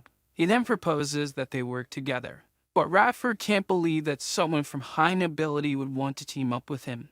To convince him, the protagonist asks him to think about what a student would be doing in such a place so late at night. After that, Radford realizes that the protagonist is also up to something. Lee-Han then asks if he managed to open the door, and Radford quickly responds that he couldn't, and that he believes the door is protected by magic. This makes Lee-Han realize that opening the door won't be easy for them. However, he notices something different about the door. He sees a strange symbol on it. He then asks Radford to step aside. He takes out a key with the same symbol that was on the door. He inserts it into the lock. Surprisingly, the door opens with that key. Even Radford can't believe it worked. He then asks where Lee-Han got that key, and the protagonist replies that he stole it from the headmaster's desk. On the day, he and Asen had to complete the headmaster's task. Lee-Han had found those keys along with the headmaster's message. Meanwhile, Radford is astonished at how bold the protagonist is. Lee-Han, on the other hand, starts feeling apprehensive about the possible traps they might encounter inside the room. So the two open the door to enter. When they open it, they realize it leads to the academy's underground. Before they go in, Radford notices something. He then asks the protagonist to wait while he investigates what's happening. He says he's hearing voices from people right below them. The protagonist is only slightly surprised, because he discovers that the academy's supplies come through the underground. Because of this, no one knew where the academy's supplies and equipment came from. This makes him even more excited to explore that place. So they proceed to descend into the underground, in search of discovering more about the academy. Shortly after, Radford comments on how dark the environment is even though they haven't descended very far. He decides to use magic to light the place, but immediately, the protagonist stops him from using it. He then warns him, saying that the entire place was designed by the headmaster and that they need to be cautious. Radford realizes he almost made a mistake and apologizes. After that, he starts thinking about how the protagonist knows how to handle such dangerous situations. But something bothers him. He remembers the rumors about the imperial family suffering in his hands, and even rumors about him managing to defeat the incredible Thunderbird. He then begins to believe the rumors he has heard. Meanwhile, the protagonist urges him to hurry, so the two resume their exploration of the place. They realize that the entire area is a large warehouse for supplies. Lee-Han tells them to proceed carefully. Suddenly, all the lanterns light up mysteriously, forcing Lee-Han to hide again. It is then that someone begins to approach. Lee-Han notices that someone is coming. A hooded figure enters the area. checking the supplies inside the warehouse, while the protagonist and Radford observe. Lee-Han tells Radford to stay quiet, but suddenly the figure appears behind them, asking who he is. Immediately, protagonist is shocked, but he quickly calms down and tries to think of a way to escape. However, upon looking at the person in front of him, he notices that the person's face is completely bandaged. With this, he suspects it's someone who lost their sight and now has heightened senses. But even so, they made no sound to be detected, nor could they have been found by scent in a place filled with products and foods with various odors. Thus, the protagonist becomes even more confused, wondering how they were found. From the perspective of the mysterious figure, we see that he perceives things differently from normal. What he sees is the mana of the beings around him, and when he looks at the protagonist, he also sees a vast, endless ocean, which nearly causes him to collapse, just like what happened with Greg. After that, he assumes that the enormous amount of mana must belong to the headmaster and apologizes for his behavior. He then says he will return to his work. Even Lee-Han can't believe what just happened. He considers that he may have been mistaken for the headmaster. He also believes he was detected through his mana based on what the guard had said earlier. But soon after, he tells them to keep moving, while lamenting that he can't take anything as everything is checked by the guards. They then continue to search for the source of the items. Suddenly, Radford hears something. He then runs in the direction of the sound and tells the protagonist to follow him. So the two run toward the sound, with Radford leading the way. Lee-Han even praises Radford's skills, but he asks why Radford is speaking so formally with him, until he says they've reached the place. The two stop running. However, what they see is a dead end. Radford insists he's sure they're in the right place. Lee-Han then notices something on the wall. There's a peculiar block sticking out of it. Since Radford only steals in villages, he would know about this. Unlike the protagonist who grew up reading various stories from that world. Thus, he notices the block and pushes it like a button. Immediately, the dead end starts to open like a gate. Radford is surprised while the protagonist celebrates that it worked. It is revealed that there is a massive passageway in that place. Seeing this, Radford thinks it might be a way out of the academy. He then wonders if the protagonist already knew about all this. Lee-Han gives a slight smile. He then celebrates finally finding the academy's exit. He recalls the struggle he went through to find a way out. Feeling emotional about everything, he tells Radford to get out of the academy with him. At the end of the tunnel, they see carriages. Workers are loading materials and supplies. In Enrolls, there are rules that all workers must follow. They must never speak about what they see inside the academy and must never question orders. Therefore, they will never say anything if they see students in that passage. Lee-Han and Radford even wonder why the workers show no interest in them. But this only makes the protagonist feel even more relieved, knowing he doesn't have to worry about being reported. Lee-Han then approaches one of the workers to ask a question. He asks if he could ride the carriage to leave, and the worker says yes, even telling him to hop on. Thus, the two leave the academy inside the workers' carriages. Lee-Han is delighted that everything is going smoothly, but Radford annoys him with his idolization. After that, the protagonist notices that the journey is very quiet with no one saying anything. He believes this is due to the obligations and rules the workers must follow. After all, Enrolls is the symbol of mages within the Empire. Many important items enter or leave the academy, and perhaps this makes the workers even more anxious and concerned about their jobs. But suddenly, the carriage stops. Lee-Han looks to see why they stopped. He then sees someone he did not want to encounter, a familiar figure who shouldn't be there. It is Professor Garcia. She is there talking with the workers. He concludes that she isn't there because of him. Meanwhile, Radford starts to panic at the professor's presence. However, the protagonist calms him down, saying they haven't been noticed yet. He then tells them both to just observe the situation. His thoughts turn to the professor, trying to figure out why she's there. Simultaneously, Garcia is opening a box she received from the workers. The reason she's there is that the headmaster asked her to inspect the artifacts being transported out of the academy. But her biggest problem is something else. The workers are terrified of her presence, even though she tries to smile at them. Suddenly, something catches the attention of one of the workers. He draws his sword and warns everyone to prepare for battle. Garcia thinks they intend to fight her, but the worker says he heard the sound of the vanguard alarm. It's an emergency situation. Meanwhile, elsewhere, workers confront two hooded figures and ask for their identities. The two claim to be passing merchants, but the worker doesn't believe them. He says he knows they are hiding weapons behind their backs. Thus, their disguises are exposed. The two reveal themselves as thieves while praising the workers' skills. Everyone draws their weapons for battle. They assume battle positions. Then they shoot at the thieves. Without showing any reaction, the thief easily blocks the arrows with magic. It is then that the workers realize they are not dealing with ordinary thieves. The thief becomes irritated with the workers. He then says that what they are doing is aiding the mages who bring ruin to the empire. After that, he demands that they lower their weapons and allow them to save the empire from destruction. But the workers are only frightened by the situation. They believe they are dealing with terrorists. The thief says he's tired of them never heeding his warnings. He then charges at the workers. However, someone appears using magic. They invoke a barrier to protect the workers from the thieves. The thieves attempt to breach the barrier, but it doesn't work. The workers thank Garcia for her help. It is revealed that it was Garcia who cast the barrier. However, she isn't feeling very confident because they are dealing with highly dangerous mage assassins. She then decides to use a spell that summons magical birds to try and draw the headmaster's attention to the location. Meanwhile, the thieves attempt to break the barrier. They use a magical artifact to shatter it. They position the artifact against the barrier. The artifact begins to drain all the mana from the surroundings, thus sucking the entire barrier into itself. Garcia is alarmed by what is happening. She feels all of her mana being pulled into the artifact. Confronted with the situation, she responds that magic isn't omnipotent.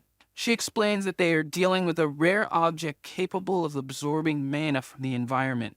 One of the workers asks what that object is. Garcia replies that it's an ancient relic, a very rare type of treasure that is only found in ancient ruins and dungeons.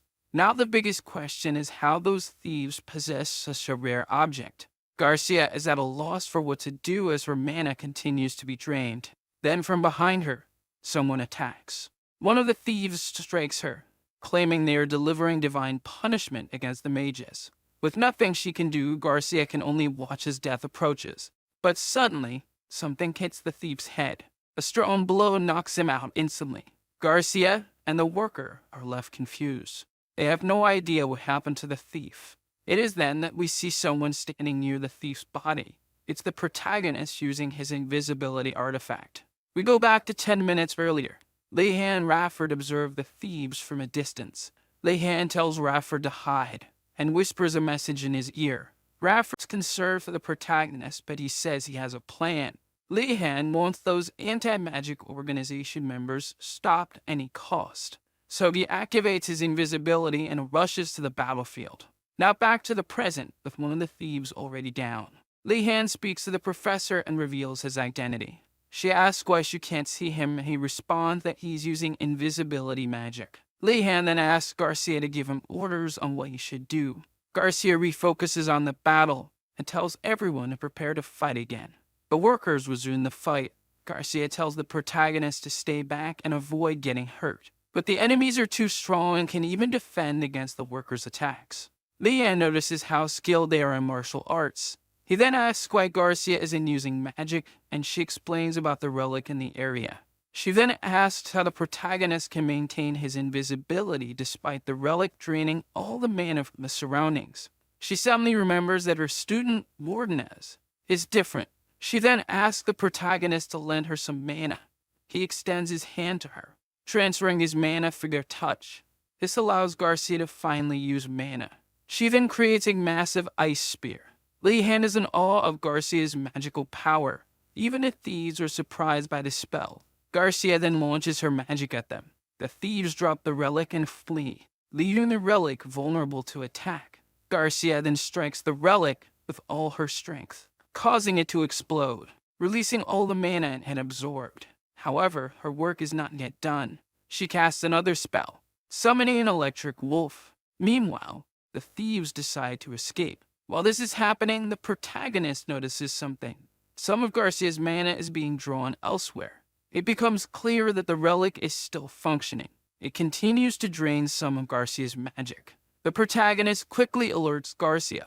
but suddenly 4 thieves surround her to attack. A brief distraction was enough to give the thieves time to gather and strike. It is then that the protagonist rushes to help her. He attacks the first thief who approaches. The other 3 are shocked, unable to see who is attacking them. Then one of the thieves declares that it's an invisibility spell. The thief grabs a handful of sand and throws it around until it lands on the protagonist. Lee-Han is startled by the thieves' quick reaction to him. But there's an even bigger problem that frightens him. One of the thieves exudes a far more murderous aura than the others. With this, he decides to prevent that guy from getting close to the professor. He removes his hood. He dispels his invisibility spell. The thieves were surprised that everything that happened was caused by a student. They then threaten, saying they will teach the protagonist a lesson. But the protagonist simply starts running in the opposite direction. He says he's not foolish enough to face trained thieves and heads toward the relic. The thieves give chase, but he quickly activates his invisibility spell again. The leader of the thieves says he'll handle the protagonist alone and instructs the others to go fight the professor. As Lee-Han observes, still running toward the relic, he pulls out an iron ball from inside his clothes, and then uses his magic to move objects, and begins attacking the thieves who were following him. The thieves start to feel fear, realizing that the boy they thought was weak is no easy opponent. As a result, they decide to stop underestimating the protagonist. However, on the other hand, the protagonist shows signs of exhaustion from constantly using his control magic. Yet he can't afford to lose focus in this fight. He starts overthinking what he should do, which ends up causing him mental strain. Drops of blood begin to fall to the ground, as his nose bleeds uncontrollably. At this moment, the protagonist faces a serious problem. But due to his situation, he still needs to keep running. He wonders if the bleeding is from a lack of mana. But he concludes that isn't the case, as his magic is still working. He then considers that he may have overexerted his mind. However, because of the situation, he cannot stop. After all, the relic has been reactivated. He resumes attacking the thieves with the iron balls. He sends an iron ball toward each of the thieves chasing him. But when the ball is about to hit the leader of the thieves, he splits the iron ball in half with geese. After that, he smells blood in the air. He instructs all the thieves to follow the scent of blood, and so the thieves begin to close in on the protagonist. With few options left, Lee-Han decides to grab the sword from one of the fallen thieves on the ground. He then charges at the thieves. He slashes one of the nearby thieves.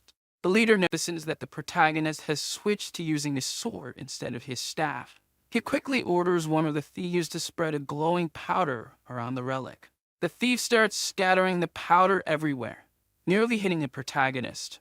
Lee-Han notices that his blood became visible after being hit by the thief's powder. Now Lee-Han is forced to abandon the idea of destroying the relic, until an idea pops into his mind.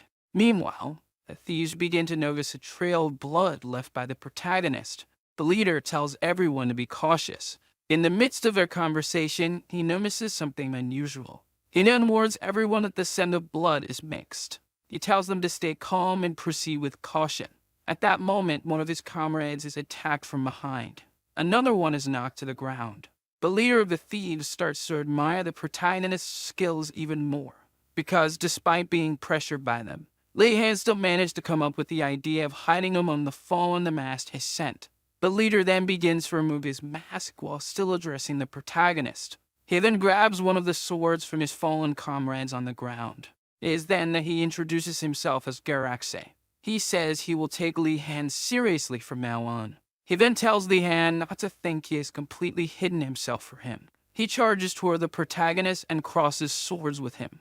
Lee-Han is frightened, unsure how he was found. The leader of the thieves then says that the protagonist breathes too loudly. He adds that there's no way he can escape him now. He then prepares to end the confrontation, and so he invokes his magic. A series of magical blades appear around him. Immediately, the blades rush toward the protagonist, but fortunately, he dodges the attack. He continues to move backward, because the attacks are relentless. Each strike is extremely powerful. Lee-Han begins to assess the enemy's abilities, and how he's being pressured even while invisible. However, the enemy doesn't let up. He enchants his blade to strike with full force against the protagonist. With extreme difficulty, Lee-Han tries to defend himself, but the attack is too much even for him. He is knocked to the ground. An overwhelming terror takes hold of him. His enemy is already at the level of using aura in his attacks. The leader of the thieves says he can hear the protagonist's fear as he breathes. He then points his sword at Li Han's neck and finishes by saying he's curious to see what expression he's making at that moment. But Li Han is determined not to die like this. He remembers Arlong's teachings about aura. He recalls Arlong telling him that a swordsman needs to be well trained to use aura. So the protagonist grips his sword. An incredible aura begins to emanate from his body. When he strikes at his enemy, a tremendous force throws the thief backward. Even the thief can't believe what he's seeing. There stands the protagonist ready for battle. With his immense mana, he had decided to pour all his mana into his sword to fight. The thief is violently pushed away. The impact is so strong that it makes him cough up blood. He is paralyzed, unable to comprehend how that attack had such a powerful effect on him. Li Han then dispels his invisibility, while the thief also gets back up, determined not to lose to a student. Now his murderous intent intensifies. Meanwhile, the protagonist suddenly starts to sweat. His body becomes paralyzed, unable to move. He realizes he's suffering the side effects of having forced too much mana into his last attack. But he also notices that his enemy is not in much better condition. The thief charges to attack, leaping toward the protagonist with his sword in hand. He attacks, ready to kill. But Li Han cannot move his body, not even to dodge. Suddenly, the thief begins to bleed mid-attack. He then falls clumsily to the ground. Li Han still expects an attack, but seeing the enemy lying on the ground bleeding from his mouth, he finally realizes he is safe. Li Han wonders if it was his previous attack that made him fall, but he quickly collapses to the ground, relieved to have survived the assault. Then his concern turns to his professor. At that moment, Garcia runs toward him, shouting his name. Garcia asks if he's okay, while he thinks about how she survived all those thieves surrounding her. He looks around at all the defeated enemies on the ground, and he realizes he never needed to worry about her. Perhaps everything could have been resolved by her alone. Garcia tells the protagonist to relax, because the major reinforcements have finally arrived. So the video ends here. If you don't want to miss the next part, activate the notification bell, and see you next time on Tob's channel.